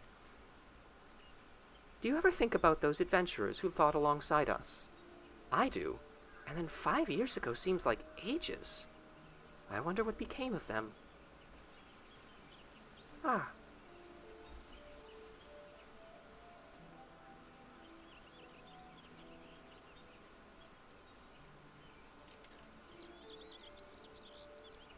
Ida, look. Golly! And this is what, exactly? Yet another disturbance in the ether, and freshly manifested at that. It seems to be emanating from Lifebund's stump. We must hurry.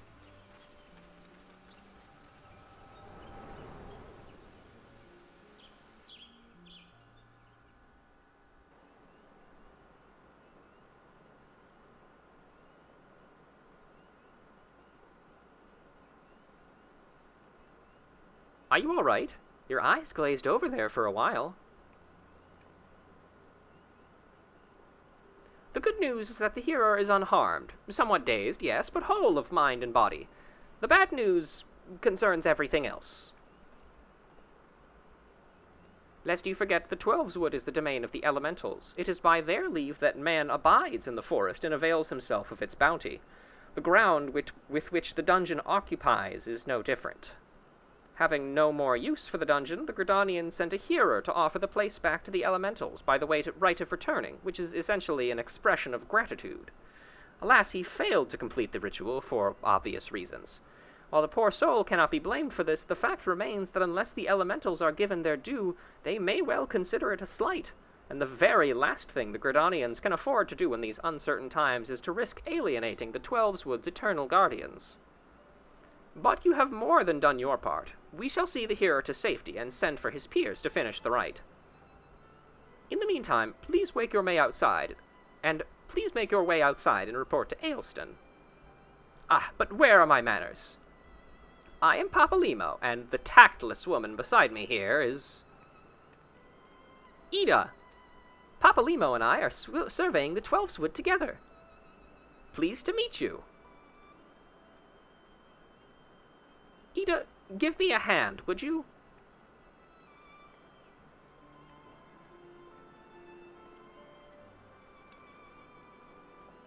Wait, there is something familiar about you. Could it be that you were... Never mind, doubtless my eyes are playing tricks. Till we meet again.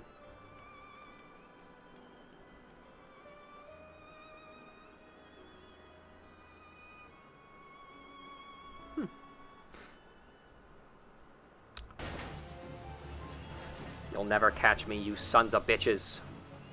Never! Maybe if I go over here, you'll give up. Nope. Maybe now? Okay, there we go. Damn, those guys are freaking crazy. All this happened inside Spirit Hold. 12 preserve us.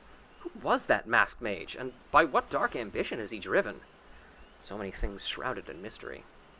Well, I shan't find any answers on my own. I must needs discuss this with Galfried. The matter warrants a full investigation, if I am any judge, and that shall certainly be my recommendation. Your courage has saved many lives this day, adventurer. For this you have my deepest gratitude. Pray return to Gridania and seek out Mion. I understand she wishes to thank you for your efforts on our behalf.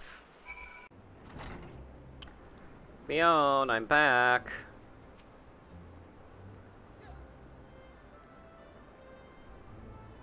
Welcome back, Marcellus. A little bird tells me that the hearer and his party owe you their lives. A tale for the tavern, if ever there was one. It is only a shame that I must ask you to not tell it. For the time being, at least. Do I make myself clear? Until the hearers have made their will on the matter known, it would be best to avoid unsettling people with stories of walking statues. Now then, you must have suitable recompense for your valiant service. For the first half of your reward, I give you leave to make use of the accommodations here at the Guild.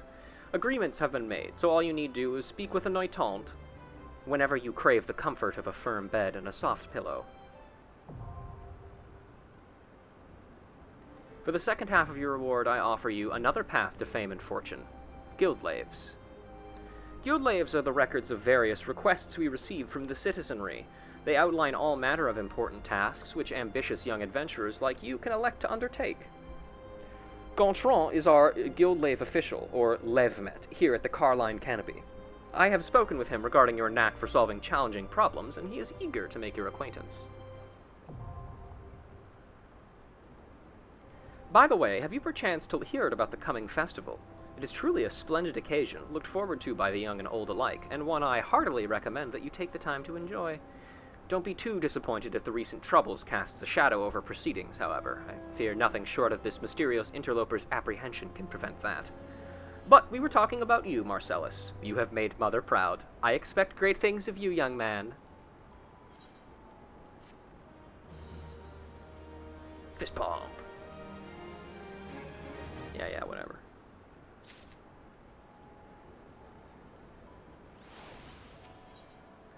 On to Bent Branch. Impressed by your progress, Mion wishes to send you on to Bent Branch Meadows, where you will find further opportunities to learn. How is my favorite fresh-faced adventurer? Oh, do not scowl so, I speak out of habit.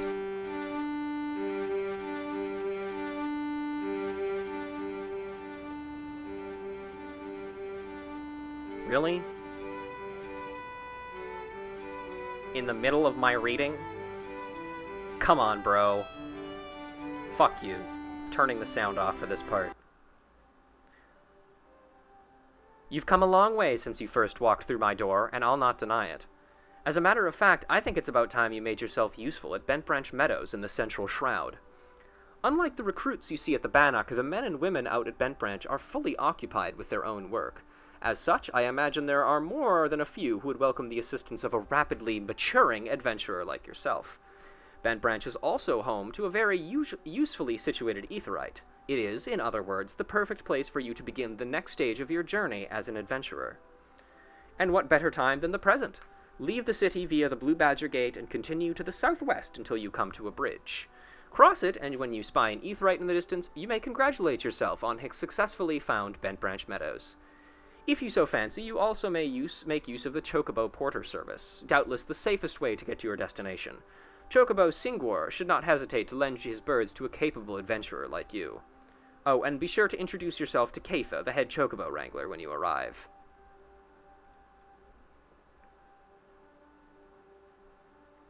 Laves of Bent Branch. Gatrant is responsible for assigning guild laves at the Carline Canopy, and he is offering to give you an introduction to the world of lev quests. Mother Mion has told me much of your endeavors, Marcellus. Have you considered attempting one of the guild levs available here at the Adventurers Guild? Guild levs are by the means by which we document requests for assistance from the citizenry prior to assigning them to adventurers possessed of the necessary skills. From battlecraft levs that require the extermination of monsters to tradecraft levs that ask for the creation of goods, the tasks we term lev quests are many and varied in their nature. Should your interest be piqued, I suggest you make your way to Bent Branch Meadows and speak with Tynery. She will be happy to set your feet on the path to completing your first lev quest.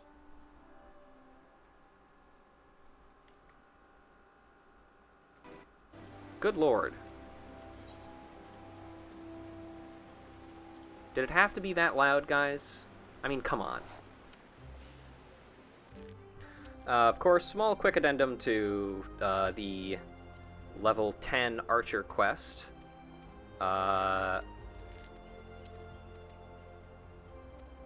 There's obviously a little bit more dialogue in here about gear sets and stuff, so we'll get to that.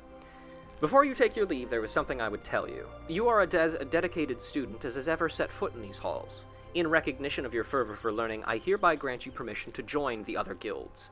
Naturally, you will need to obtain the express permission of the relevant guildmaster, but I doubt any will refuse one such as you. In Gridania, you will find guilds representing lancers, conjurers, leatherworkers, carpenters, and botanists. You are free to seek membership in any that piques your interest. I ask that you keep but one thing in mind. Although there is merit in exploring new avenues, there is also virtue in pursuing a single discipline with all one's heart. The decision is ultimately yours to make. Whichever path you take, be it that of the bow or no, I shall follow your progress with interest. For in you I see...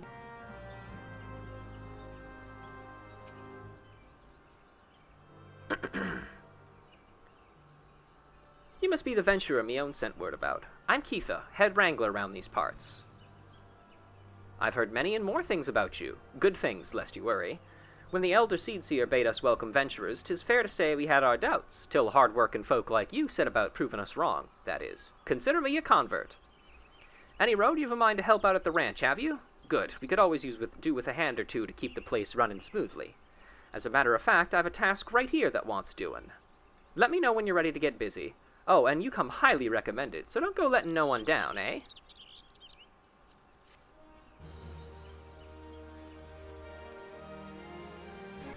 You shall not trespass. Katha, the head wrangler at Bent Branch Meadows, appears most distraught. See if there's anything you can do. 7 hells! Some bastard Keycurn has gone and broken in one of me chocobo eggs. Filthy little thief was busy looting the barn when the guards startled it, prompting the damn thing to drop the egg it was clutching and run. Some of the lads gave chase, bless 'em, but when 3 or more of the vermin appeared, me lot had no choice but to turn back. Something has to be done about these Keycurn.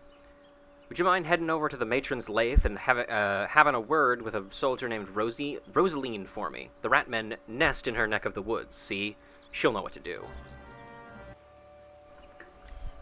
And we also have this Levmet here. Let's do that, shall we?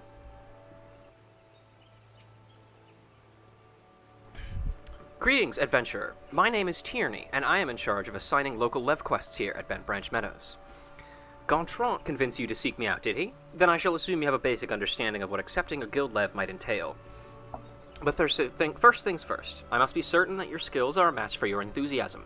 The Adventurers Guild would not approve of me sending a fledgling hero to his death or dishonor for want of the requisite capabilities.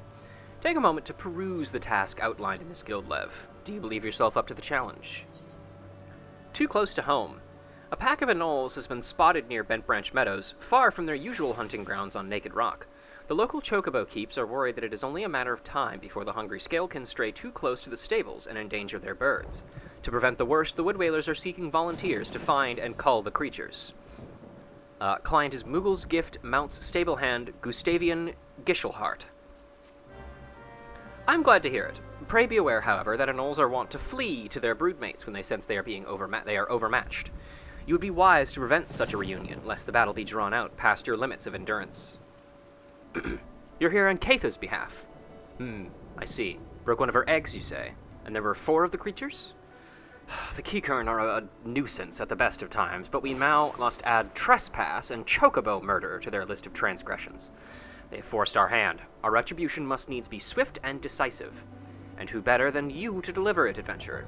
Find the lair to the west of here and make an example of exactly 4 Keycurn scramblers. We can send no clearer message.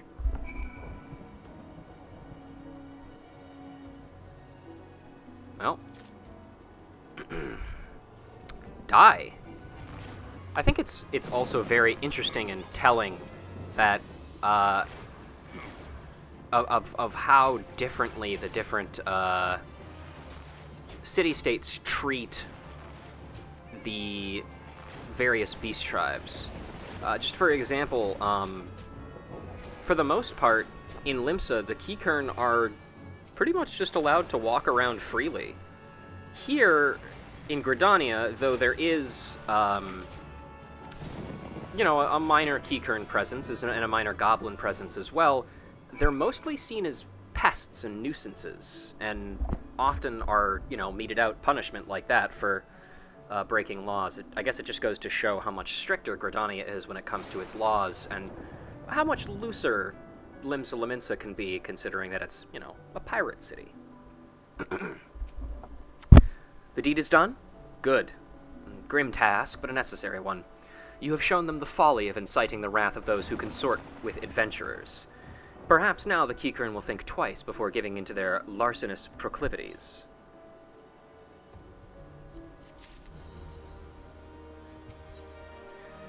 Look, but won't touch. Rosaline needs an adventurer to destroy diorite eggs. Your willingness to assist the residents of the Twelveswood is commendable. If you have a moment, mayhap you can assist me with a delicate matter. My duties as a wood whaler include inspecting the matron's lathe for signs of damage or decay. It's never been a difficult task until the other day when I discovered several clutches of diorite eggs. I've no problem slaying the beasts when full grown, but the mere sight of their eggs sickens me. Spare me this disgusting task and destroy the eggs. Sure. And don't look down. Osha Job, a wood whaler at the matron's lathe, is looking for a sure-footed adventurer to pluck blue trumpets from the root of a nearby heavens pillar. Ho there, adventurer! You seem light on your feet. Fancy a quick skip along the root of the heavens pillar here? I need someone to pick off a blue trumpet or 2. I know what you're thinking. It's not more than a mushroom, so why the commotion? I'll tell you why. You allow that fungal menace to multiply, and within a moon they'll be covering the whole damn route and rotting the wood clear through. Just watch your step while you're up there, though. The dire mites on the ground won't waste any time adding insult to falling injuries. Once you're done, head up to the top end of the route and report to Theodore. He'll be glad to hear someone's taken one of his more dreaded chores. Oh, hang on. One of the eggs is down here.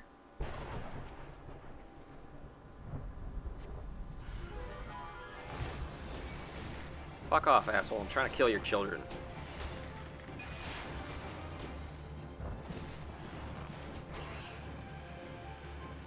Alright, that's one of the eggs down. Death by falling is never a graceful way to go out. No matter who you are. Theodore? Oh, you've cleared the route of the blue trumpets? Wonderful. To be quite honest, I have this teeny tiny problem with heights. No, this is not my ideal posting, but we all do what we must. Keeping this route passable is an important job, you see. It's one of the few ways folks can traverse the Central Shroud, since the Calamity all but split the area in twain. It is not, perhaps, the easiest pathway to walk, but there are those who believe that the will of the matron herself caused this tendril of a heaven spiller to remain thus suspended, that it might serve the forest's people. I'm rather fond of the notion myself. In the grim darkness of the forest, Theodore is looking for an adventurer to deliver a message. It is, regrettably, my duty to stand watch over the road from here to Bent Branch Meadows. The ranch has become a veritable institution of Gridania, so any threats to its continued operation are taken quite seriously by the Wood Whalers. Which reminds me, mayhap it was my imagination, but I believe I caught a glimpse of some shadowy fellow not too long ago. Would you mind passing a word to Rosaline down below? I would go myself, but, well, it's hard enough marshalling the courage to walk the route for my shift. You've got it rough. And just to show off, we'll sprint down, too. Get fucked. I ain't afraid of shit. Woo! Anyway. Would that I could always rely on a kind soul to handle such tasks. My training prepared me to face beasts in combat, and not once have I shirked that duty. But to lay hands on those sticky, slimy eggs is just... Well, clearly you have no problem doing so. Thank you for your help, adventurer. A shadowy fellow? Now that you mention it, I may have seen something. I dismissed it as a trick of the light before, but I thought I saw a shadow in the forest to the north. Still, I suspect it is nothing more than a Keycurn thief on the run. If you must sate your curiosity, then by all means investigate. Should you actually find something of note, I would very much like to see it. Alright, let's go investigate then. A glowing fire and a worn leather bag. Well, that's odd. Looks like somebody was having a nice little camp nearby.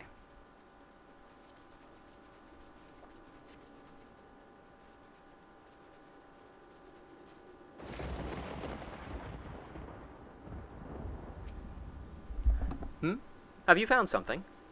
Yes, I found this leather bag. A tattered leather satchel you found lying near a gutted campfire. Remnants of a campfire in a forgotten bag. This could belong to any adventurer or traveler. And inside we have a chocobo grooming brush and roseling oil? But wait, why would a traveler make camp here when it would be far safer to beg the hospitality of Bent Branch Meadows? Bugger me, I think that belongs to that stranger said to be meddling with the chocobos. Thank you, adventurer. We have been lax in our duties, but no longer. I swear we will find this shadow. At level elevated, Rosaline would like you to warn other centuries of the stranger's activities. We cannot allow the other centuries to dismiss similar sightings. They must know what we have learned. To that end, I've prepared this letter containing everything we know about our mysterious stranger. I need you to show this to my comrades throughout the Shroud. Once each century has committed the details to memory, have them write their names at the bottom for confirmation. Start with Elmar at the Bannock, then find Bernard at the eastern gates of Bent Branch Meadows. They ought to relay the information to the others.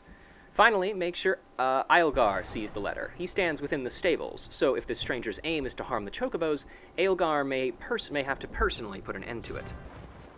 Alright. Hello, Tierney. Ah, your first foray into the world of Lev quests appear to have been a success, and here is the reward for your efforts. Now that this little trial is behind us, I have no further qualms about assigning you tasks around Bent Branch Meadows. There are lev quests aplenty for hard-working adventurers such as yourself, and a deal of fame and fortune to be won in the doing.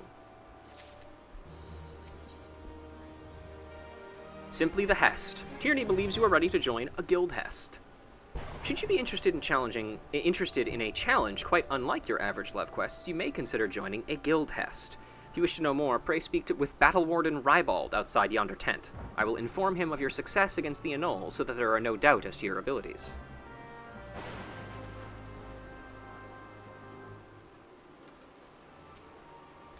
I was told a stalwart adventurer would be along shortly. I take that as you? Then permit me to tell you about our current operations. Wait, might this be your first time participating in a guild Hest? I remember my first Hest. It was the night of my 20th name day. My fellow guildmates invited me to join them in the slaying of a family of pastes who was stealing chocobo eggs from the Bent Branch Meadows. The moment we arrived, one of the terrible beasts immediately turned to me and charged. The thing was thrice my size and had already maimed several chocobo keeps. There was no way I could win, so I simply froze and waited for the end. But that's when I remembered I was not alone. My friends rallied around me, and together we defeated the pastes. That, my friend, is what a guild Hest is truly about. What say you, friend? Care to experience a Hest for yourself? No. No, we're not gonna do that. Also, fuck you. Let me go. Yeah. Old people and they're reminiscing, am I right, folks? And here we are back at the Bannock, once again, here to talk to Elmar. You don't look like you're here for training. No, but I do have Rosalind's missive, which is information regarding a suspicious individual compiled by Rosaline of the Wood Whalers. Shadowy figure. Understood. I'll pass word to the recruits as well as the sentries. Let me just make my mark. There, that should do. If you follow the road south, you'll find Bernard by the bridge to Bent Branch. Godspeed, adventurer. Bernard, I have a message for you, sir. You have business with me, adventurer? Yes, I do. This is the same item description, by the way. Rosaline is right to be cautious. For this stranger to venture so close, yet go to such great lengths to remain undetected, is highly suspicious. They clearly have designs on Bent Branch. We appreciate the help. I should write my name here, yes? And here, take it. You'll find Aelgar in the stables, just past the Aetheryte. Alright. And there he is. Mind the birds, adventurer. They get nervous around strangers. But I have a missive for you, sir. What's this? A shadowy stranger near the matron's lathe. You've already shown this to Bernard and Elmar, I see. Good. Well, all that's left is to inform the staff here. Not everybody is a wood whaler, true, but even our stable boys wouldn't hesitate to take up arms to defend these chocobos. Migrant marauders. Aelgar would like to impose upon the kindness of an adventurer. You're quite the compassionate adventurer, by the sound of it. Well, far be it from me to look a gift chocobo in the mouth. I have need of a capable man like yourself. We received a peddler at the gates the other day, an excitable Lalafell that was sweating and swearing that he had been attacked by large winged beasts. Yet other than hornets, I know of no flying creatures in this region. If there's any truth to what he said, it may prove problematic for other travelers. Follow the road south and see if you can find any evidence to support his claim. And, should you find something, kindly tell Lothair to patrol his area sometime, instead of just standing beneath the spire and staring at the god's damned road. In those words. Alright, well, off we go then. Jesus, it's fucking stormy out, isn't it? Also, in case it isn't obvious, I am filming these not all in the same day. These are being filmed over a couple of days, so if I use different voices or just overall fuck something up, that's why. It's because I don't remember. Or if because the time is different, because, you know, probably will be. I don't even know why I'm bothering to do this. It's not like this character's gonna live past level, like, 20, probably. Anyway, we have a vulture egg, it appears. You hear the beating of wings, and see 2 northern vultures.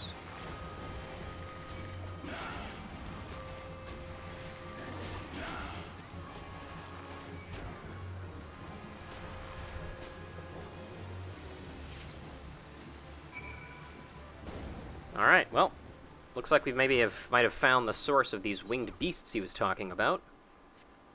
And now let's talk to Lothair. A northern vulture? 2? And they were defending a nest? Well, perhaps we could omit that last detail from any official reports. I would rather not give Eilgar any further cause to be cross. Thank you for slaying the beasts. You may be rest assured. A hearer is often late. Lothair, a guard at Galvanth's spire, wants you to visit the hedge tree. I have another task for you, adventurer. I need you to head to the hedge tree to the southwest. Head to the hedge tree to the southwest of here and speak with hearer Leone. After tending to the hedge tree, the hearer was scheduled to board a boat from the mirror planks. Well, the vessel's departure time has come and gone, but there is still no sign of her. Can you guys cut that shit out, please? I'm trying to read here. Knowing how absorbed the hearer becomes in her work, I am not unduly concerned. Armel, however, was responsible for organizing Leone's transportation, and is likely wondering if her wayward passenger is ever going to arrive. Perhaps a gentle reminder. Leone, you missed your boat. Yes? What trouble you, my dear? Ah, yes, the boat. I had quite forgotten. Oh, my task with the hedge tree is well and finished, but the elementals murmur of a malevolent presence in the vicinity of the Tamtara Deepcroft. I must abide a while longer, that I might better divine the source of the elemental's distress. Please inform Armel that I shall be late in arriving. I must linger here a while longer. Please head to the mirror planks and convey my apologies to our wizards. Am I right, folks? Ha! Hey, cut that shit out. I know that wasn't funny, but you don't have to be an asshole about it.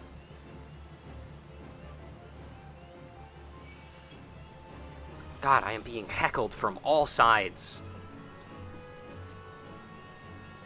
Join me in my next video, which will not be the Ul'dah starting zone, but will instead be a video about how I've been cancelled by nature itself. Hi. You have a message from here, Leone. An evil presence in the Deepcroft. Yes, that does sound grave indeed. I shall organize a vessel for a later time. Perhaps a bell from now? 2? Better make it 3, just to be safe. Thank you for your trouble. Salvaging the scene. Armel, a local at the mirror planks, wishes you to salvage cargo from a wreckage on the road. Might you assist me with another matter, sir? A wagon that departed from Quarry Mill was overturned on the road when some large, ill-tempered forest beast chose that moment to defend its territory. By Nofika's grace, the driver escaped without serious injury, but the wagon's cargo was not so fortunate. With an unwilling to risk another encounter with the creature, I can only assume the goods remain strewn across the ground where the incident occurred. Simply follow the road here to the south, and you should come across the wreckage. Salvage what cargo you can, and deliver it to Keitha at Bent Branch Meadows, if you would be so kind. Believe, by the way, that the evil that here Leone is sensing down in the Tamtara Deepcroft is actually the Lambs of Dalamud, whom you fight against in the Tamtara Deepcroft. Keitha, I'm back! You have a delivery for me? Yes, I got some fallen cargo. Though the crate is splintered in several places, it does not appear that its contents were damaged in the fall. However, we are still going to RTV this, and by that I mean return it to the vendor, because everybody knows that if a customer looks at a product that is slightly damaged, the box is slightly damaged at all, they'll just go, I don't want that one. Can you get me another one? Ah, this is the shipment I was waiting on from Quarry Mill. I heard the wagon ran afoul of some great monstrosity just up the path from the mirror planks, but it seems you've managed to scrape together a few bits and pieces. Seems I can't get through 2 bells these days without hearing some new tale of horrors in the Deepcroft or bandit cutthroats prowling the woods hereabouts. Makes me wonder if me chocobo are safe at night, it does. Forever in need of adventurer's skills, I hope you'll be around to lend a hand. Well, looks like somebody's in need of an adventurer's skills. No! Oh, please, gods, no. Leia's egg! Marcellus, you must help me. I stepped out of the stables for but a moment, and when I returned, it was gone. What was gone? An egg? Sorry? You are sure the chocobos will lay another? Ah! You do not understand. This egg is extremely valuable. I must find it. Leia's legacy. Luqualot at Bent Branch Meadows seeks your assistance in finding a lost chocobo egg. You will help me, won't you, Marcellus? Oh, thank you, thank you. Someone must have made off with it. There can be no other explanation. I shall scour every ilm of the stable once more, just to be sure. While I do so, I should be grateful if you would ask the others if they noticed anything unusual. Alright, man. It's just an egg. I mean, it seems like it's important to him, but fuck, man. Chill. Take a chill pill. Let's go. Come on. Elmwind. See anyone acting suspicious? I most certainly did, lad. A man it was, running off towards the Tamtara Deepcroft. Huh? You say an egg was took, and I'd say that was your that there was your culprit. Why would anyone pinch a chocobo egg? Without the proper learning, it's damn near impossible to get one to hatch. I also appreciate the fact that you did not attempt to stop the guy fleeing the scene at all. A chocobo egg has gone missing. Now let me think. Now that you mention it, the chocobos were making quite a racket earlier. So much so, in fact, that I ran over to check on them, almost flattening a passing peddler in my haste. Didn't find anything out of the ordinary, though. Could I describe the peddler? Oh, he was an Ellison fellow. Didn't recognize his face. Seemed awfully twitchy. Oh, gods, you don't think he... Why in the hells didn't I accost him? Now that guy kind of has an excuse. He's not a guard. But still. Nobody around here does their job. Bernie? Have I seen any odd characters about? Aside from yourself, you mean? Fuck you. Not that I recall. I did see someone calming the birds, but only from a distance. I assumed it was Luqualot. But if you say he was away from the stables at the time, then who was that with the chocobos? Buttbo. Seems like we've got a mystery on our hands. It's like mystery, but it's spelled with a B. But like it's the emoji red B that, you know, people put in front of like bees churger, you know? It's like that. Hey, buddy.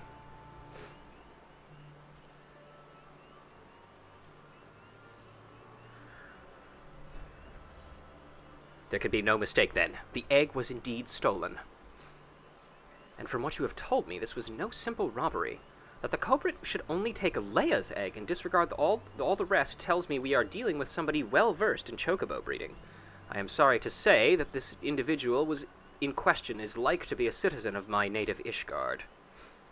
Leia, you see, is of the bloodline of Oranos, one of the greatest birds to ever grace an Ishgardian stable.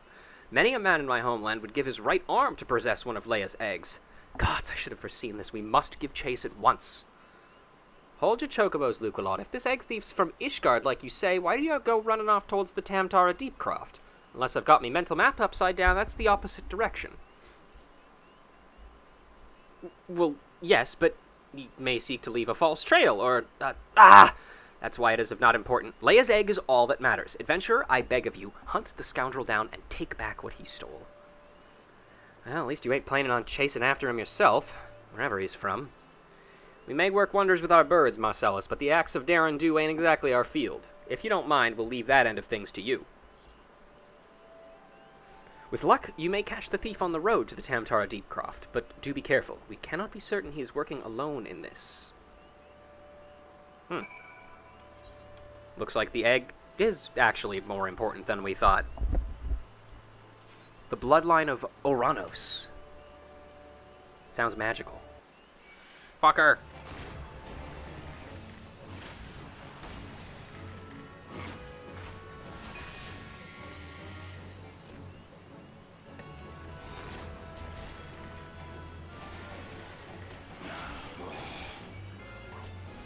I don't know why these things are so fucking pissed at me. I'm just trying to throw flowers at the ground.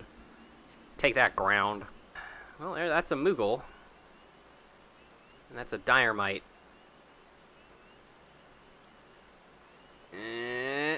Fuck! Leave me alone! God! Just a fucking throng of scorpions. That's gonna be a new attack name of the day.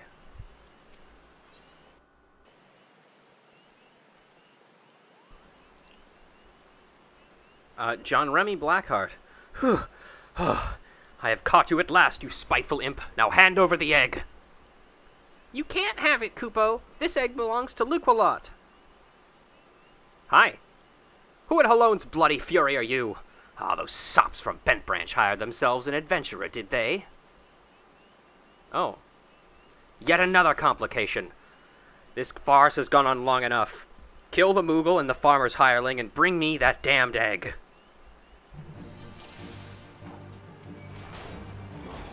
Meddlesome wretches, prepare to die. You'll not have Leia's egg, Kupo.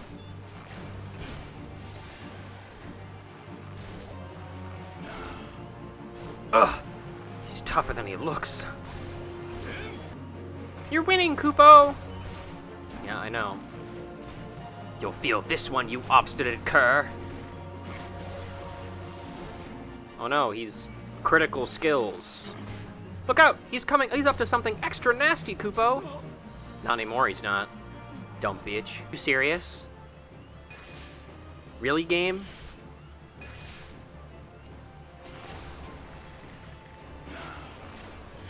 Thank you, Zuruwinky Max. I'm almost positive you're a bot. But, thanks regardless. Thank you, Kupo. What's that, Kupo? How did I come to be out here? Ah, well, this egg here is Leia's. Leia is a very special chocobo, in case you didn't know. Anyway, I was having a nap in the stables when that nasty fellow crept in and tried to steal it, Kupo. So I snatched it up as quickly as I could and made a run for it. I was planning to take it back to Bent Branch Meadows myself, but it might be safer if you did, I'm sure. I'm sure Luqualot will be very happy to see you, Kupo. Sure, I can do that. I'll just have to fight my way past a million fucking scorpions to do it. Or, actually, you know what? No, I have to turn in a quest over here, so I am going to have to fight my way past the scorpions. God damn it. Oh, God. There were so many fucking scorpions. Ugh. Well, I got the egg back, though. That's what matters. Luqualot, great news, buddy. Do you have the egg? Is it safe? Here it is, Leia's egg. You must deliver this egg, adventurer. It's our only hope. 3 guesses as to what that's a reference to. And the first 2 don't count.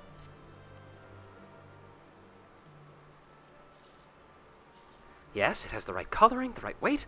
It's most definitely Leia's egg. I know not how to thank you. Yeah, I'd be worried there for a bit, Marcellus. It is good to see you and the egg back safe and sound. So I was correct in my assumption that an Ishgardian was involved. I don't know how we got to the conclusion that he was an Ishgardian, but whatever. Albeit one who did not, in fact, make off with the egg. Well, I could hardly have anticipated the intervention of a Moogle. Bugger me. It couldn't be the same one, could it? Might you have encountered our unlikely savior before, Keitha? It could be. Aye. One of them saved my hide back when the calamity struck. I was in a part of the woods, what we now call the stand-in courses, that day. Seemed like the whole bleeding forest was ablaze. I couldn't see a yalm in front of me for all that smoke. Well nigh given up hope, I had. Then, all of a sudden, a Moogle appears out of nowhere, tugs at me smoldering sleeve, and leads me straight into a bit of the woods where the fire hadn't taken hold. And now you know why the business is named Moogle's Gift Mounts. Seemed like the least I could do. I'd be dead if it weren't for that plucky little bugger. Incredible. It may well be that Moogle has stood vigil over us ever since that day. Ah, we better get back to work then. Wouldn't want to go letting our guardian angel down, would we? Marcellus, you have our thanks. Oh, and I believe Luqualot wants to give you a little something for your troubles. Right, Luqualot? Yes. Leia's egg is irreplaceable. I cannot well express to you the depths of my gratitude. And yet I find that I'm still troubled. While this whole regrettable episode unfolded, I bore witness to a sight that greatly concerned me. Dread is in the air. Metroid Dread. Luqualot appears to be in need of assistance. My thanks for your kindness earlier. I hate to impose again, but I have need of your assistance in another matter. Of grave import, I fear. Of late, I have noticed that XIV dirigibles have been appearing over the Twelveswood with increasing regularity. The frequency, however, does not bother me so much as where they choose to fly, the patch of sky directly above the Guardian Tree. The tree is a sacred site, or so I was given to believe when I first came to Gridania, and thus I assumed that the elementals would not suffer the Ixal to profane it. Yet the birdmen have been coming and going as they please, with nary a sign of protest from the guardians of the Twelveswood. And it was that which set me to thinking. Ever since the appearance of the much-talked-about suspicious individual, many and more strange things have been occurring in the forest. Could it be that he did something to the elementals? In case it proved useful, I have committed the details of my sightings to parchment, and would ask that you deliver the document to Mother Mion. Please, make all haste. I have an irrepressible feeling that something terrible is about. We are back in Gridania proper. Let's chat with Mother Mion. Let her know what's what. Hello there, Marcellus. Word of your tireless efforts at Bent Branch Meadows has reached my ears. The folk there have naught but the highest praise for you. Certainly have a knack for making Mother proud. Keep up the good work, you hear? A letter from Luquelot. Yep, it's Luquelot's letter. A sealed envelope entrusted to you by Bent Branch Meadows Chocobo Keep, Luquelot.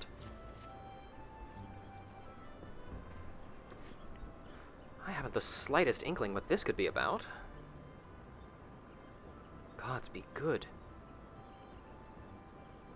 I have a mission for you, Marcellus. Suffice to say, it is urgent. I fear it also may prove dangerous, however, so you must be prepared. Make what arrangements you can and report back to me the moment you are ready. Uh-oh. Sounds like things are getting a little serious around here.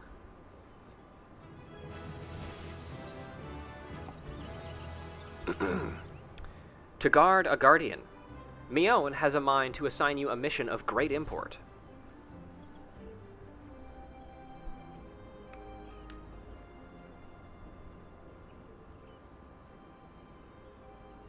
Time is of the essence, so I shall speak plain.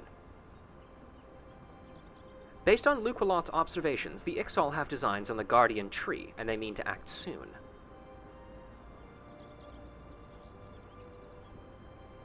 The tree is the oldest living thing in this ancient forest, and it is held sacred by every forest-born Gridanian. Should it come to any harm, the elementals would fly into a rage beyond pacifying. I dread to think of the chaos that would ensue. There isn't much time. We must act quickly. Marcellus, please see this letter into the hands of Bow Lord Lewin at the seat of the first bow in Quiver's Hold. Should the need arise, pray put yourself wholly at the man's disposal. I strongly suggest he will need all the able-bodied souls he can muster.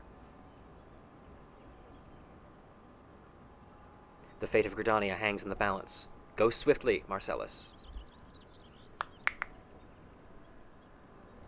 You hear that?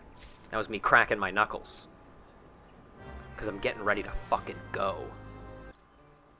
Excuse me, sir. An urgent message from Mother Mion. Very well, you may enter. In we go. The seat of the first bow. Everybody's staring at me. I kind of don't like that. Lewin! So, you are Marcellus Lobelia, the adventurer of whom I have heard so much. I understand you wish words with me. Mion has information on the Ixal, you say. Speak freely. You have both my ears. Well, you can have this letter, which is Mion's letter, a sealed envelope entrusted to you by Mother Mion of the Carline Canopy. It's almost as if every letter's description is the exact same, with the only difference being who sent it and where they come from.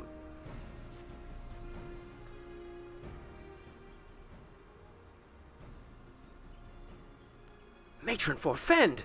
They mean to defile the Guardian Tree? Before Nafaka, I swear those filthy birdmen will not touch it. Nay, so not so much as a single leaf. 12, help me. How can it be that neither Woodwhalers nor the God's Quiver caught wind of this? I cannot help but think this plot bears the mark of the masked devil who has eluded us for so long. We must be wary. This incursion may be more than it seems. Ah, would that the warriors of light were still with us. But this is no time for such idle thoughts. I thank you for delivering this message. You may assure Mion that I will dispatch a unit of my best men to investigate... My lord! What is it? It's the Ixal, sir. The Ixal of a mast at the Guardian Tree. Already? Bloody hells. Marcellus, Mione believes you capable, and I can think of no better judge than she. Lend us your strength this day. Aid in the defense of the Guardian Tree.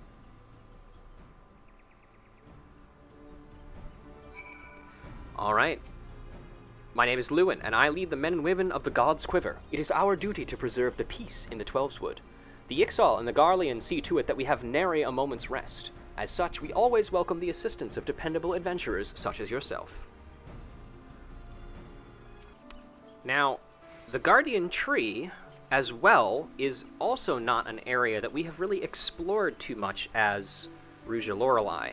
Admittedly, once again, our time in the area of Gridania is not as extensive as it was in Limsa, but it is still an important area, and is in fact the site of many important events that will happen later. So it behooves us to go check it out. And there it is. You'd think the fact that it was a, such an ancient tree would make it really big, but...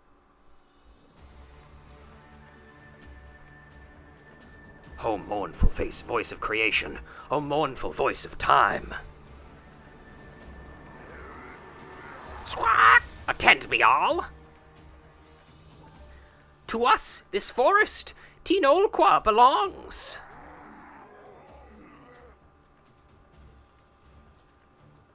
Wisdom of paragons we possess. To our former glory, restore us it will. From this tree, a great crystal we take, unto Garuda, an offering we shall make. Unfeathered ones and elementals banish we shall, our ancient home reclaim we will. Squawk! Well, they're having a good time. Time to crash the party. First squad, left flank. Second and third, right flank.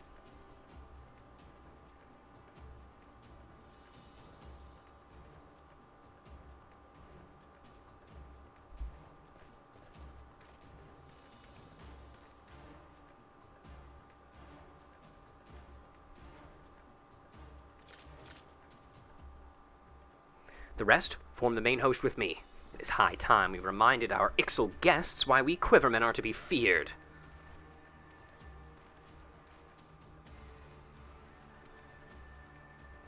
The position is yours, adventurer. May the elementals keep you. Good luck. You are the... we're putting you... You're the only person we have here. Good luck, fucker. Interrupt us, you dare! In your own blood you shall bathe! Why would we as an archer get this close? That feels like a bad idea. Whatever.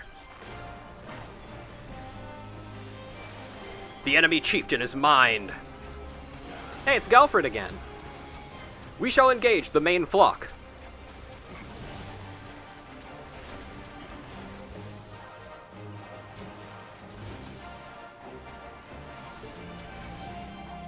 Another wave? Where are they coming from? Nice heal, idiot. Oh, wait, he found me, that dickhead.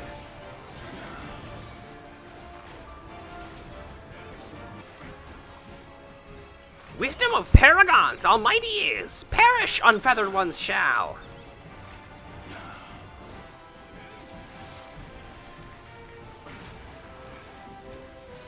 Hold fast, we almost have him. What the fuck? Creature of the abyss, mine enemies strike down. A void scent. This bodes ill. Nah, I think we got him. Get out of here, Blanca. You're not going to be in Street Fighter 6. Please note, this claim was made on September 13th of 2022. If he shows up in Street Fighter 6, sorry. Impressive work, adventurer. The Bowlord bids you hold this position. Enemies may yet lurk nearby, so stay on your guard. We go to bolster the left flank where the battle yet rages. Goodbye. We're leaving you, one single person, to defend the entire fucking tree, the main objective of the enemy force. Huh? Nanny? He teleported behind me. The source of his strength becomes clear. You may have bested the golem, but you will not fare so well this day. Uh-oh.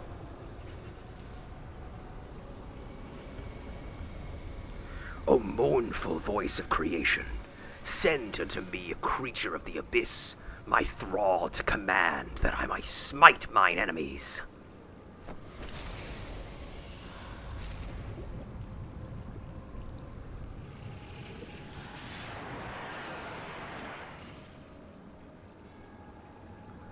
Your very being imperils the plan. You cannot be suffered to live. Uh-oh. Demon!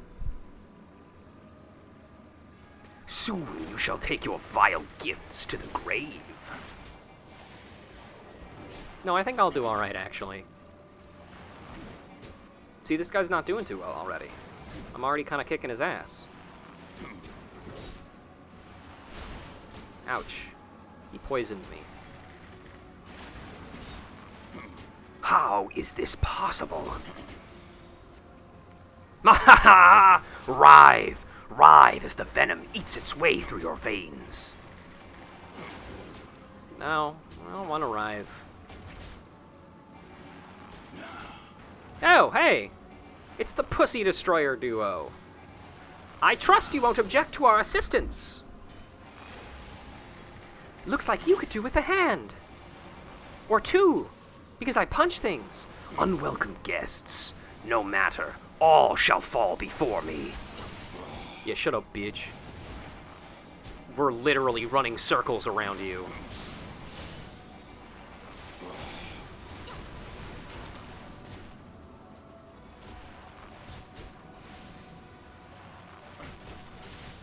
Whence comes your strength? I overlevel you by 2, buddy. It is past time we finish this. Come on, we're almost there. Oh, we're there. Papalimo, are we there yet? We get there when we get there. A delayed death scene that the wisdom of the Paragons should be brought low by mere mortals. Paragons? That's what I heard. I think. The bringer of chaos, or Asians, to give them the proper name. It would seem our suspicions were correct. It is they who have been manipulating the beast tribes. Oh! Late as usual, fuckers! Marcellus, are you unharmed? Had I known this creature was near, I would have sent men, not called them away. What the fuck is that? There is no mistake, sir. He is the one who stirred the Ixal from their nest. Our intelligence was reliable this one time. So this is the man who has eluded us for so long. Right, we finally got him. We sensed an ominous presence and came here as swiftly as our legs would carry us. Well, it's good to know what we're up against anyway.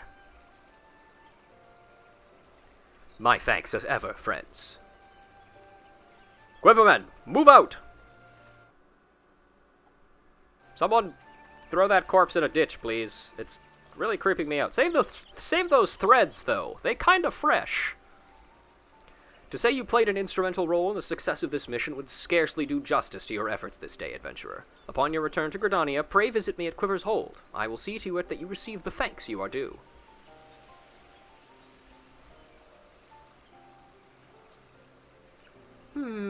You're probably wondering why we always seem to appear when there's trouble, right?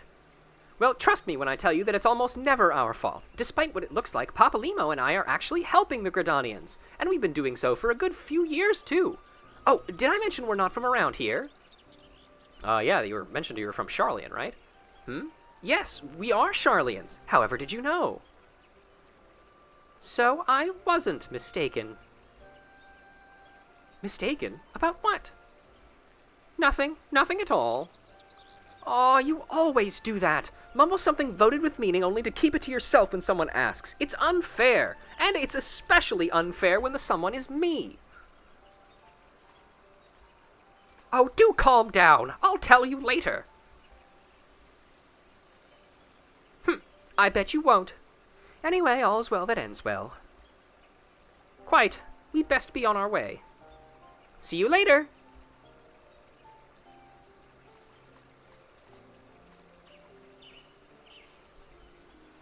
Well, that was fucking weird. Oh, a rock.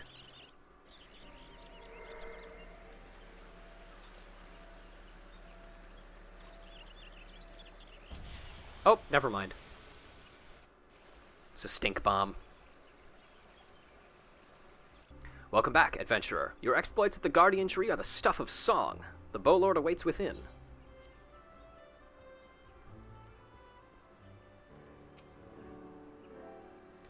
I have awaited your return, Marcellus. Allow me to thank you again for helping us defend the Guardian Tree. Not only did you put the invading Ixol to rout, you confronted the masked mage and his fell minion and emerged the victor. I have good men and women under me, none of whom can give me cause for complaint, but you, Marcellus, are a class apart.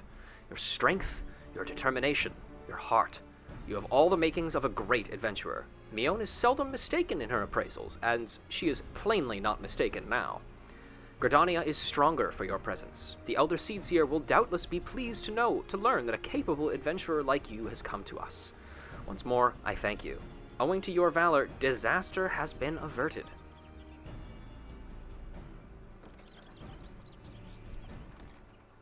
Elder Seedseer, my lady. Oh, hi, Sam Riegel's voice again. I am come to express my gratitude for your valiant efforts before the Guardian Tree. Man, you can't just arrive and announce that you've come. I am informed that an adventurer of singular talent now walks amongst us. You are he, are you not? Yes. My name is Kan-e Senna, and it is my solemn charge to watch over all who call Gridania home. Fucks me up that her name is spelled Kan-e Senna, it's pronounced Kan-e Senna. I hate words. Well met and welcome to our fair nation. Stop saying it like that, please. I'm begging you. It was your valor that won us the day, I believe. On behalf of all Gridanians, I offer you my humblest thanks. This gift I present to you as a small token of my gratitude. I hope that you will ever remain a friend to Gridania.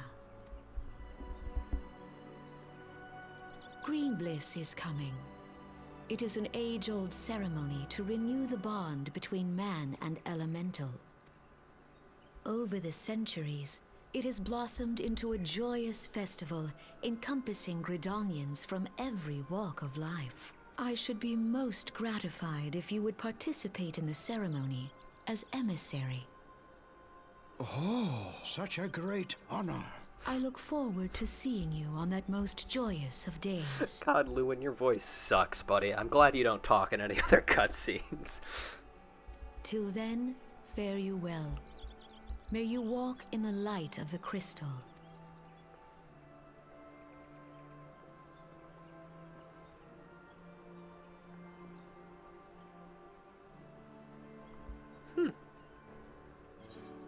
Well, the good news is Green Blith sounds the exact opposite from Green Wrath, the thing that you get when you piss the elementals off. So, I would say this is probably a good thing. Festive endeavors. Bowlord Lewin has information regarding your role in Green Bliss. None in Gridania can doubt your worth, Marcellus. But to receive such praise from the Elder Seedseer herself, and nor is it the half of it. She chose you to play the role of the emissary, for God's sakes. You, an outsider! Do you have any idea what this means? No. Obviously not. But of course you don't. You are not Forestborn, which is rather the point. And mistake me not, I think you worthy, but your selection is all but unprecedented. And I'll wager you have not the faintest inkling what is required of you. There are preparations that the emissary must needs complete ahead of time. It was nice of Kan-e Senna to not tell you a single one of these things, but I suggest you consult Mione regarding the matter. She is overseeing the arrangements for the event. How convenient. Now, you had best get going. The ceremony cannot commence without the emissary. Oh, and Marcellus, don't make hash of this. But I love hash browns. What if I make a hash green of this? What do you say? Huh? Maybe? Yeah? No?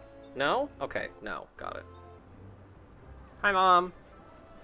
Well, well, if it isn't the emissary himself. Had I known you were coming, I would have baked a pie.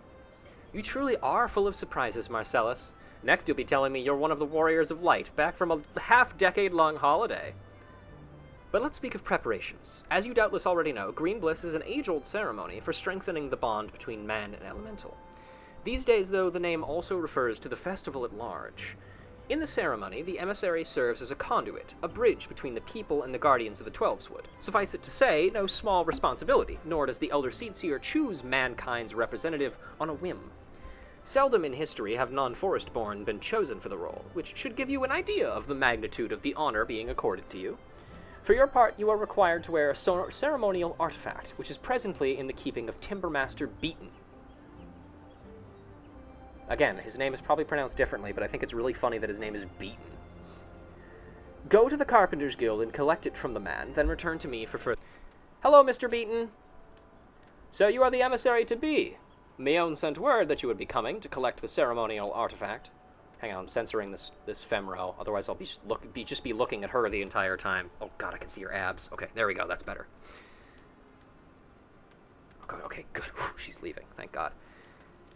The good news is that it's ready, painstakingly crafting by these very hands, and from the rarest of materials. Take it, along with this warning. Get so much as a scratch on the thing, and I shall make an unceremonial artifact out of you.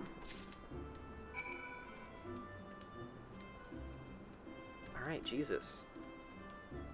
Hello, ma'am. Excuse me. I was looking respectfully. Mom! Beaton said he would kill me if I scratch his mask. Back from your trip to the Carpenter's Guild. Let's see what you have in that box.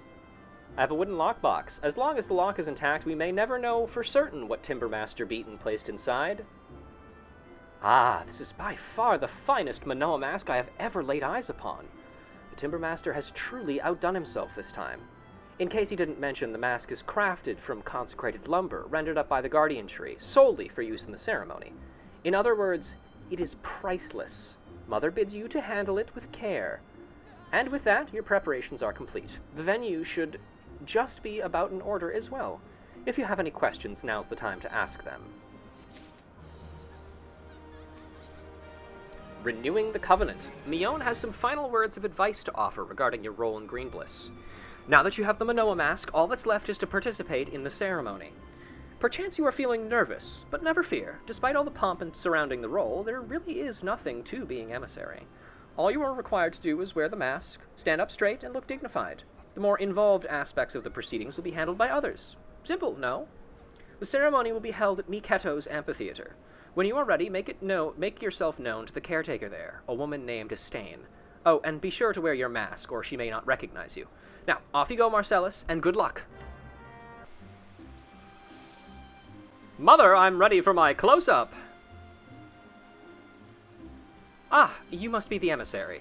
I have been instructed to escort you to your place. You just need to put on the Manoa mask, and the ceremony may commence. You do have the mask, don't you? If you have misplaced it, you must needs speak with Timbermaster Beaton at once. And God's help you if you don't have a compelling excuse. Not to worry, I do have a compelling excuse. It's in my armory chest. Look at us. We're ready to fucking go. We look like a fucking weird owl. Ah, you must be the emissary. I see you have come prepared. That is well.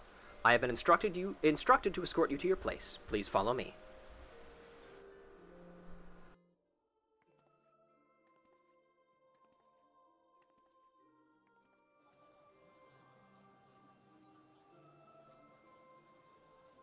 Look! The Elder Seatseer. 12 bless her heart!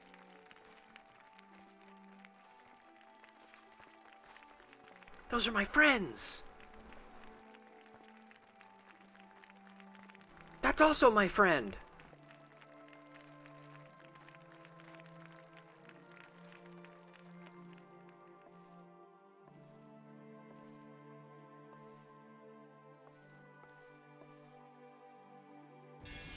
May he find favor with the elementals.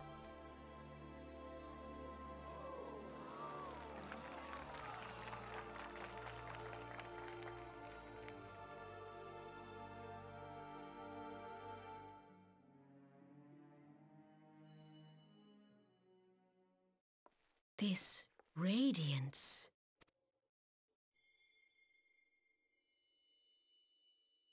Could it be a crystal of light? Tell me true, has the Mother Crystal revealed herself to you? Did you bask in her light? Should you be asking me these questions while the ceremony is still in full swing? I feel like we should, like, wrap this up before we have this conversation. But yes, I did, but, whatever. Have you, perchance, experienced sensations akin to ether sickness of late? Yeah, I've been throwing up basically nonstop. That Hydaelyn would speak directly to this man. There once were dauntless adventurers who fought in the name of Eorzea. When the primals threatened to bleed the land dry, these brave men and women rose to face them. When the Garlean Empire resumed its war of conquest, they rushed to the realm's defense. And when it was foretold that Dalamud would fall, they fought with all their strength to deliver us from certain doom. Yet as strong and as brave as they were, they, like so many, disappeared amidst the flames at Carteneau.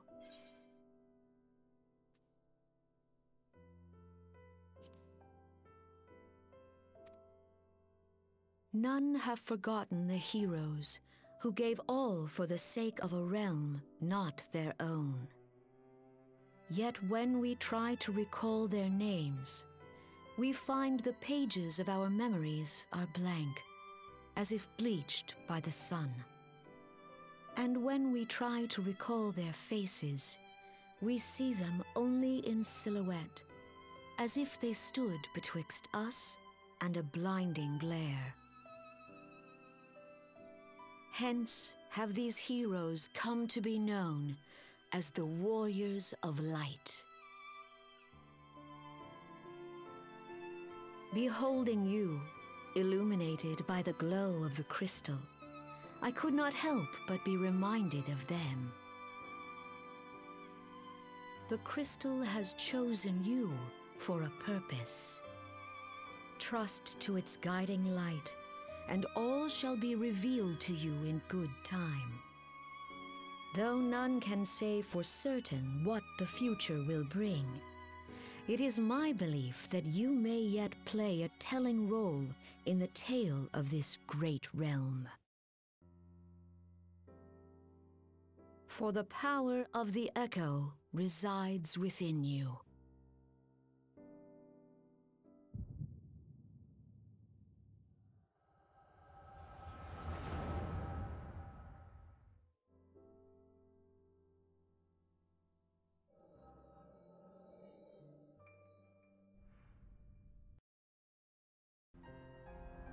What's going on? Speak to me! God damn it! We cannot hold much longer!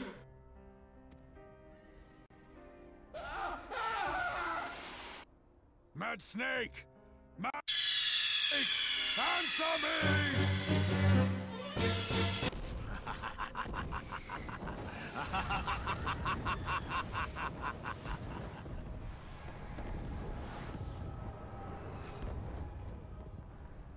How did you know about the parts you weren't there for? Oh, they took our mask off.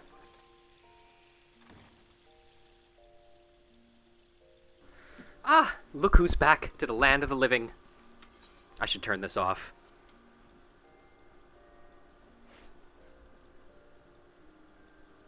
You mean to say you don't remember a thing? You collapsed in the middle of the ceremony. Gave us all a good fright. So we carried you back here. I must say, you're heavier than you look. You've hardly stopped of late. Your exertions must have caught up with you. But you adventurers are nothing if not resilient. Seeing as the worst is past, I shall take my leave and return to my duties. Oh, I almost forgot. The Elder Seedseer told me she'd like to see you when you felt well enough. The gentle soul was almost as worried about you as I was, bless her. When you're back on your feet, be sure to visit her at the Lotus Stand.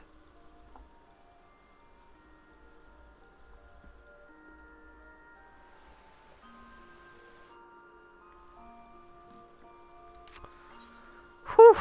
Well, that was something else. Hello, I'm here. Ah, you are Marcellus Lobelia, are you not? I bid you welcome, sir. The Elder Seedseer left word that you would be joining her at the Lotus Stand. May I show you in? Certainly.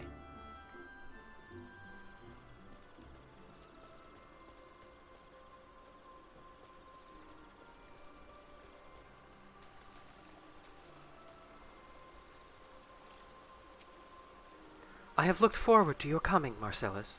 But tell me, are you recovered? I am most glad of that. Now, I hope you will not doubt the earnestness of my concern, but I would ask a favor of you, nor can I deny that I summoned you here in part with this in mind.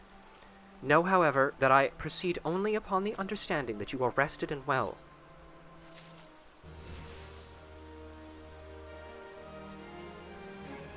Thank you for hearing me out. The Gridanian envoy, Kane Senna, would entrust you with a task of great import.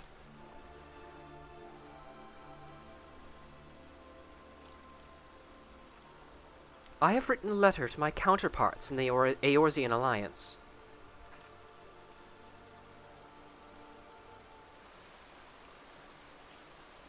The Battle of Cartano and the calamity that followed claimed countless souls, and it left countless more bereft and alone.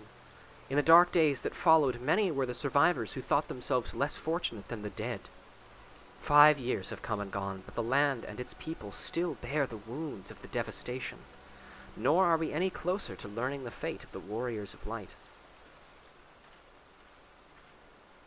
Yet, so long as we live, we must never must we give up hope. We owe this to those who laid down their lives that we might behold another dawn. In remembrance of them, a memorial service will soon be held upon the anniversary of the Battle of Cartano.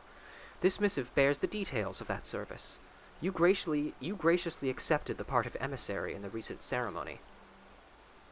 Should you be so willing, I would now make you my envoy, and have you bear my message to our allies. Your dedication to the people of Gridania rouses fond memories in me, and I would choose no other for the role. Would you do me this favor? Sure. Humbly, I thank you. As you are no doubt aware, our partners in the Eorzean Alliance lie some considerable distance away, nor are Ul'dah and Limsa close to one another. Yet, fear not, for I have no intention of subjecting you, mine own newly anointed envoy, to a journey which would take weeks by land.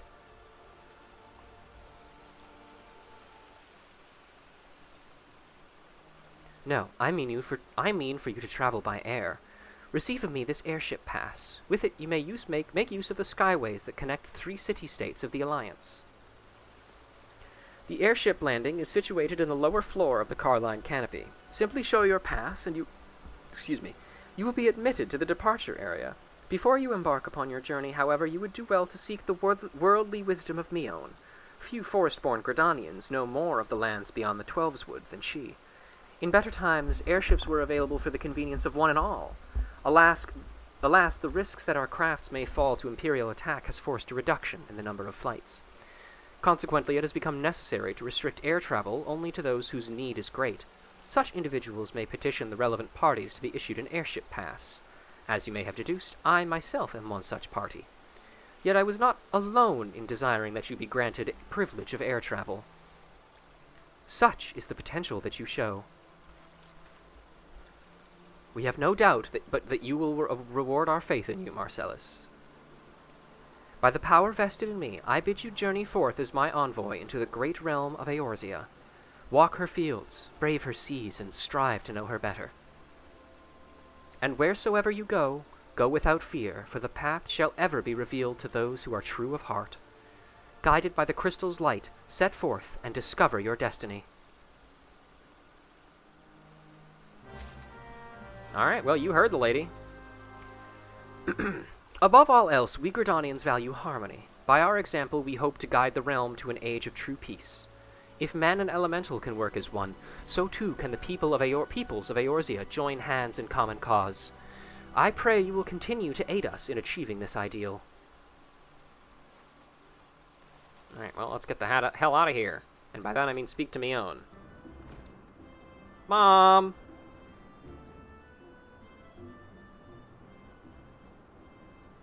"'Tis good to see you up and about again, Marcellus. Tell me, did you pay the Elder Seedseer a visit, as I bade?" "I did." "Appointed personal envoy?" "And now you are to bear the Elder Seedseer's missive to our allies. Well, it seems you've made an impression on the great woman. I can't argue with her judgment, though. You've earned this honor with tireless hard work, and anyone who says you don't deserve it had better not do so in my hearing. I find myself praising you often of late, but Mother is truly proud of you. Short of a warrior of light, I can imagine no better adventurer to represent us, and that, my lad, is some compliment."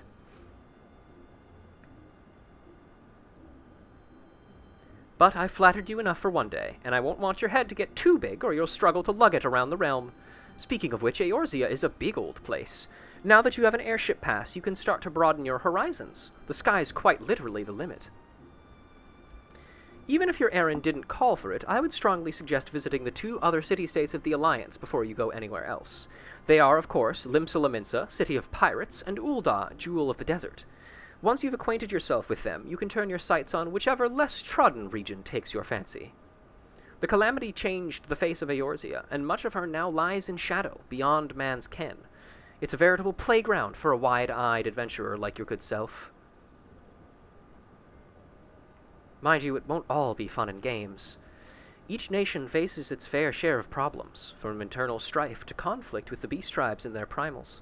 So don't be too surprised if you find yourself embroiled in the odd, unsavory situation on your travels. But no matter what difficulties you encounter, I am confident that you will pull through and emerge the stronger for the experience. These are interesting times for Eorzea, Marcellus. It's been 5 years now since the calamity, but folk are finally beginning to look to the future. A period of great change is upon us, and you have a part to play in it. And if that prospect doesn't excite you, I don't know what will. Off to our first stop. "Greetings, good sir. This is the reservation counter for Limsa-Lominsa-bound flights. Oh, are you not Marcellus Lobelia, the Elder Seedseer's personal envoy? We at Highwind Skyways are honored to serve you. Will you be flying with us today?" "Yes, I will, sir."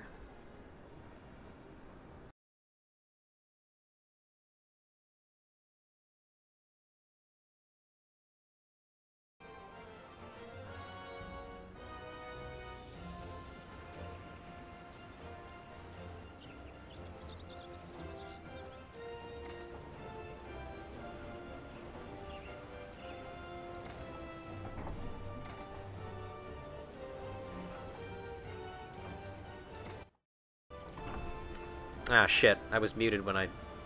fuck it. "Attention, all passengers, the airship bound for Limsa-Lominsa is about to depart. Pray, please make your way to the boarding gate." I'm a goofster. A gaffster. Whatever.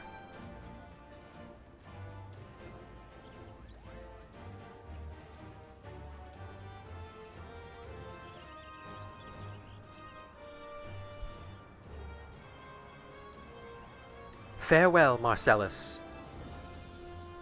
One day, minstrels will sing of your deeds. May you ever walk in the light of the crystal.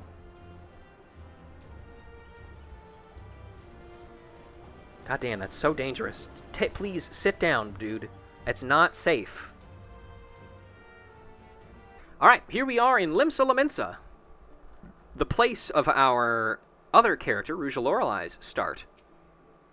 "Ah, you must be the envoy from Gridania. Welcome to Limsa-Lominsa, my lord. Admiral Blofiswin awaits your arrival." I sure hope I pronounced that right. Although I probably didn't. Storm Honor Guard. "You are the Gridanian envoy? Welcome to Limsa-Lominsa. The Admiral has been looking forward to your arrival. Please proceed to the Crow's Lift at your earliest convenience. It will take you to Bulwark Hall. Once there, pray speak with Xanthale. He will be pleased to show you in... Greetings, sir, and welcome to our fair city. If you would permit me to examine the seal on the missive you carry... Here you go, letter to the Admiral. The letter assessed to the Leminson Admiral Merliwib Blofiswin. Yes, everything seems to be in order. My apologies. We cannot afford to be complacent, you understand. Please, step this way.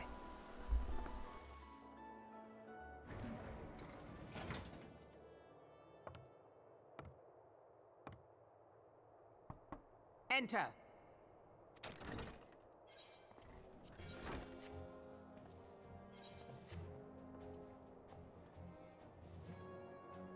I did not expect the Gridanian envoy to be an adventurer. It speaks highly of your character that the Elder Seedseer would choose an outsider to represent her nation's interests. This way.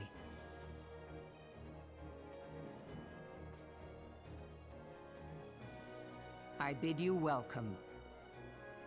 I am Melvib Blufisvin, Admiral of Limso Lominsa, and Commander of the Maelstrom. Now, what news from the Black Shroud?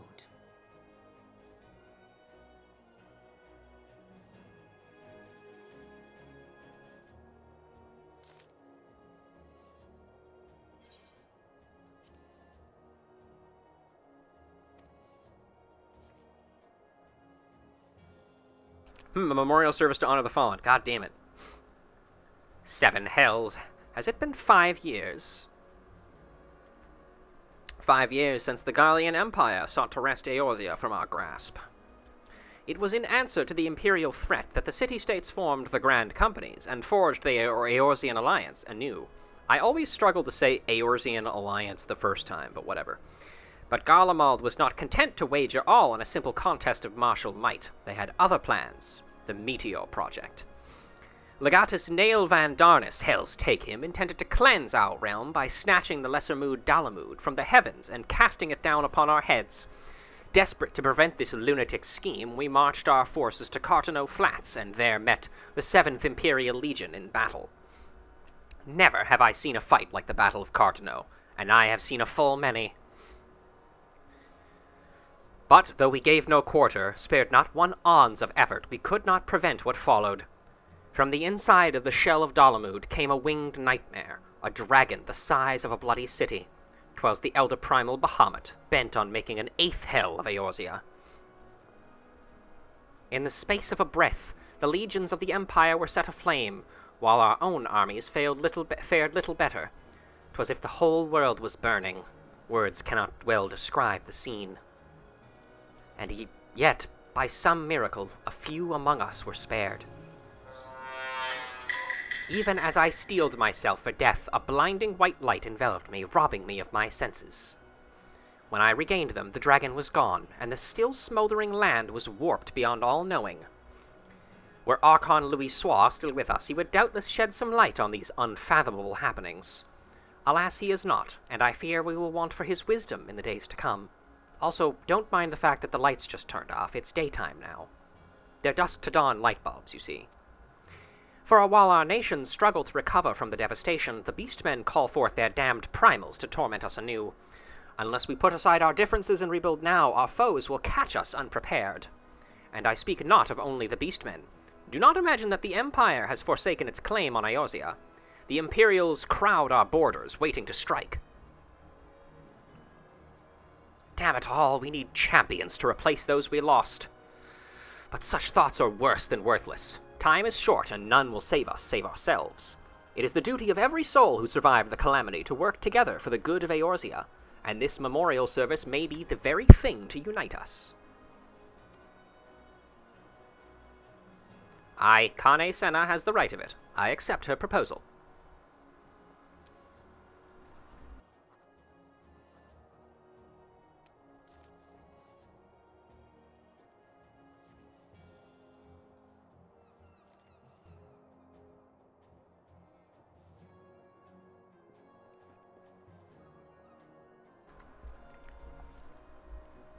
Your duty is done here, adventurer. I will see to it that the Elder Seedseer receives my reply. You travel next to Ul'dah, yes? Pray give my regards to the General Rauban. Oh, and tell him that the wolf has been sniffing around the stables. A private jest, and one in poor taste, but I would have you tell it all the same. Fare you well, Marcellus. May the navigator guide you on your journey. All this talk about wolves, man. Sounds like there's a wolf among us. Greetings, sir. This is the counter for passengers traveling to Ul'dah. A pleasure to serve you again, sir. Are you ready to board the airship for Ul'dah? I sure am. Teleport me into the landing area. Welcome to Ul'dah, sir. We have been expecting you. Flame General Rauban will receive you in the fragrant chamber. Please take the lift down to the husting strip and speak with Bartholomew at the Royal Promenade. Promenade. Sorry, I always pronounce that word wrong. The lift over yonder will take you to the husting strip. From there, proceed south to the Royal Promenade. I'm going to pronounce it wrong there on purpose, and speak with Bartholomew to gain admittance to the fragrant chamber. The Gridanian envoy, I presume? Would you be so good as to allow me to inspect the missive you bear, sir? My thanks. Letter to the General, and a letter addressed to Ul'dah Flame General Rauban al-Din. Ah, yes, the seal of the Elder Seedseer. Please proceed.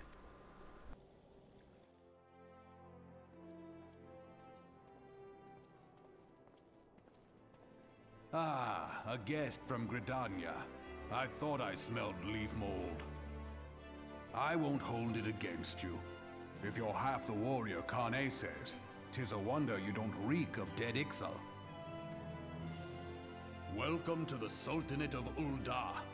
I am Rauban al-Din, General of the Immortal Flames. But you did not come all this way to trade formality. That's true, I didn't. Alright. Cartano. I remember bloody Cartano. Do you know what happened that day, adventurer? When we took the field against the Garleans? So my counterparts have educated you. Oh, trust Merluib to make light of our wolf problem. Woman did always have a black sense of humor. Wolves are bloodthirsty beasts upon which one cannot turn one's back. 'Tis only a matter of time before they bite. So it was with the Garleans 50 years ago. No sooner had they learned how to use Magitech than they began seizing the territory from the neighbors. Led then by Legatus Solus Soscalvus, they swiftly brought the other nations of Ilsabard to heel. And so the Legatus became emperor, and his republic an empire which then set its sights upon Eorzea. But the conquering emperor is now an old man of 80 winters. His health is failing, and he has no clear successor. Like as not, this is why the Garleans have been quiet of late.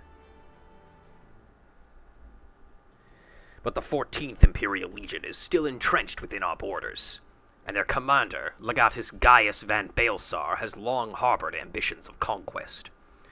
Were he to strike now, I fear we would fall like so many others before us. And not only Ul'dah, but Gridania and Limsa Lominsa as well. I apologize. I have a stutter. For the calamity brought the lot of us to our knees, and we've yet to get up. We barely have the strength to stand against the beast tribes, never mind the primals they mean to summon. We are a realm divided, adventurer, an alliance in name only. But the wolf cares not for the plight of its prey. The Garleans stir, and the Admiral would not let it go unnoticed.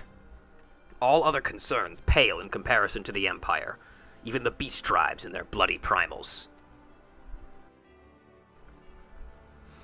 We must stand united once more, that much is clear, and if we're to do so, we must remember the cause which last brought us together. Kane will have her memorial.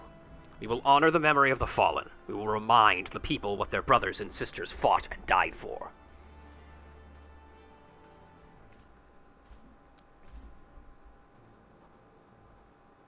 Better make use of that hand while you got it, buddy. I hope you're ambidextrous. Shall I inform the Sultana and the Syndicate? I will speak with her grace myself. Very good, sir. Don't mind my hair clipping through the back of my coat, by the way. But Fiera can't have helmets. Clipping, you see. The Elder Seedseer will have my reply anon. My thanks to you, adventurer.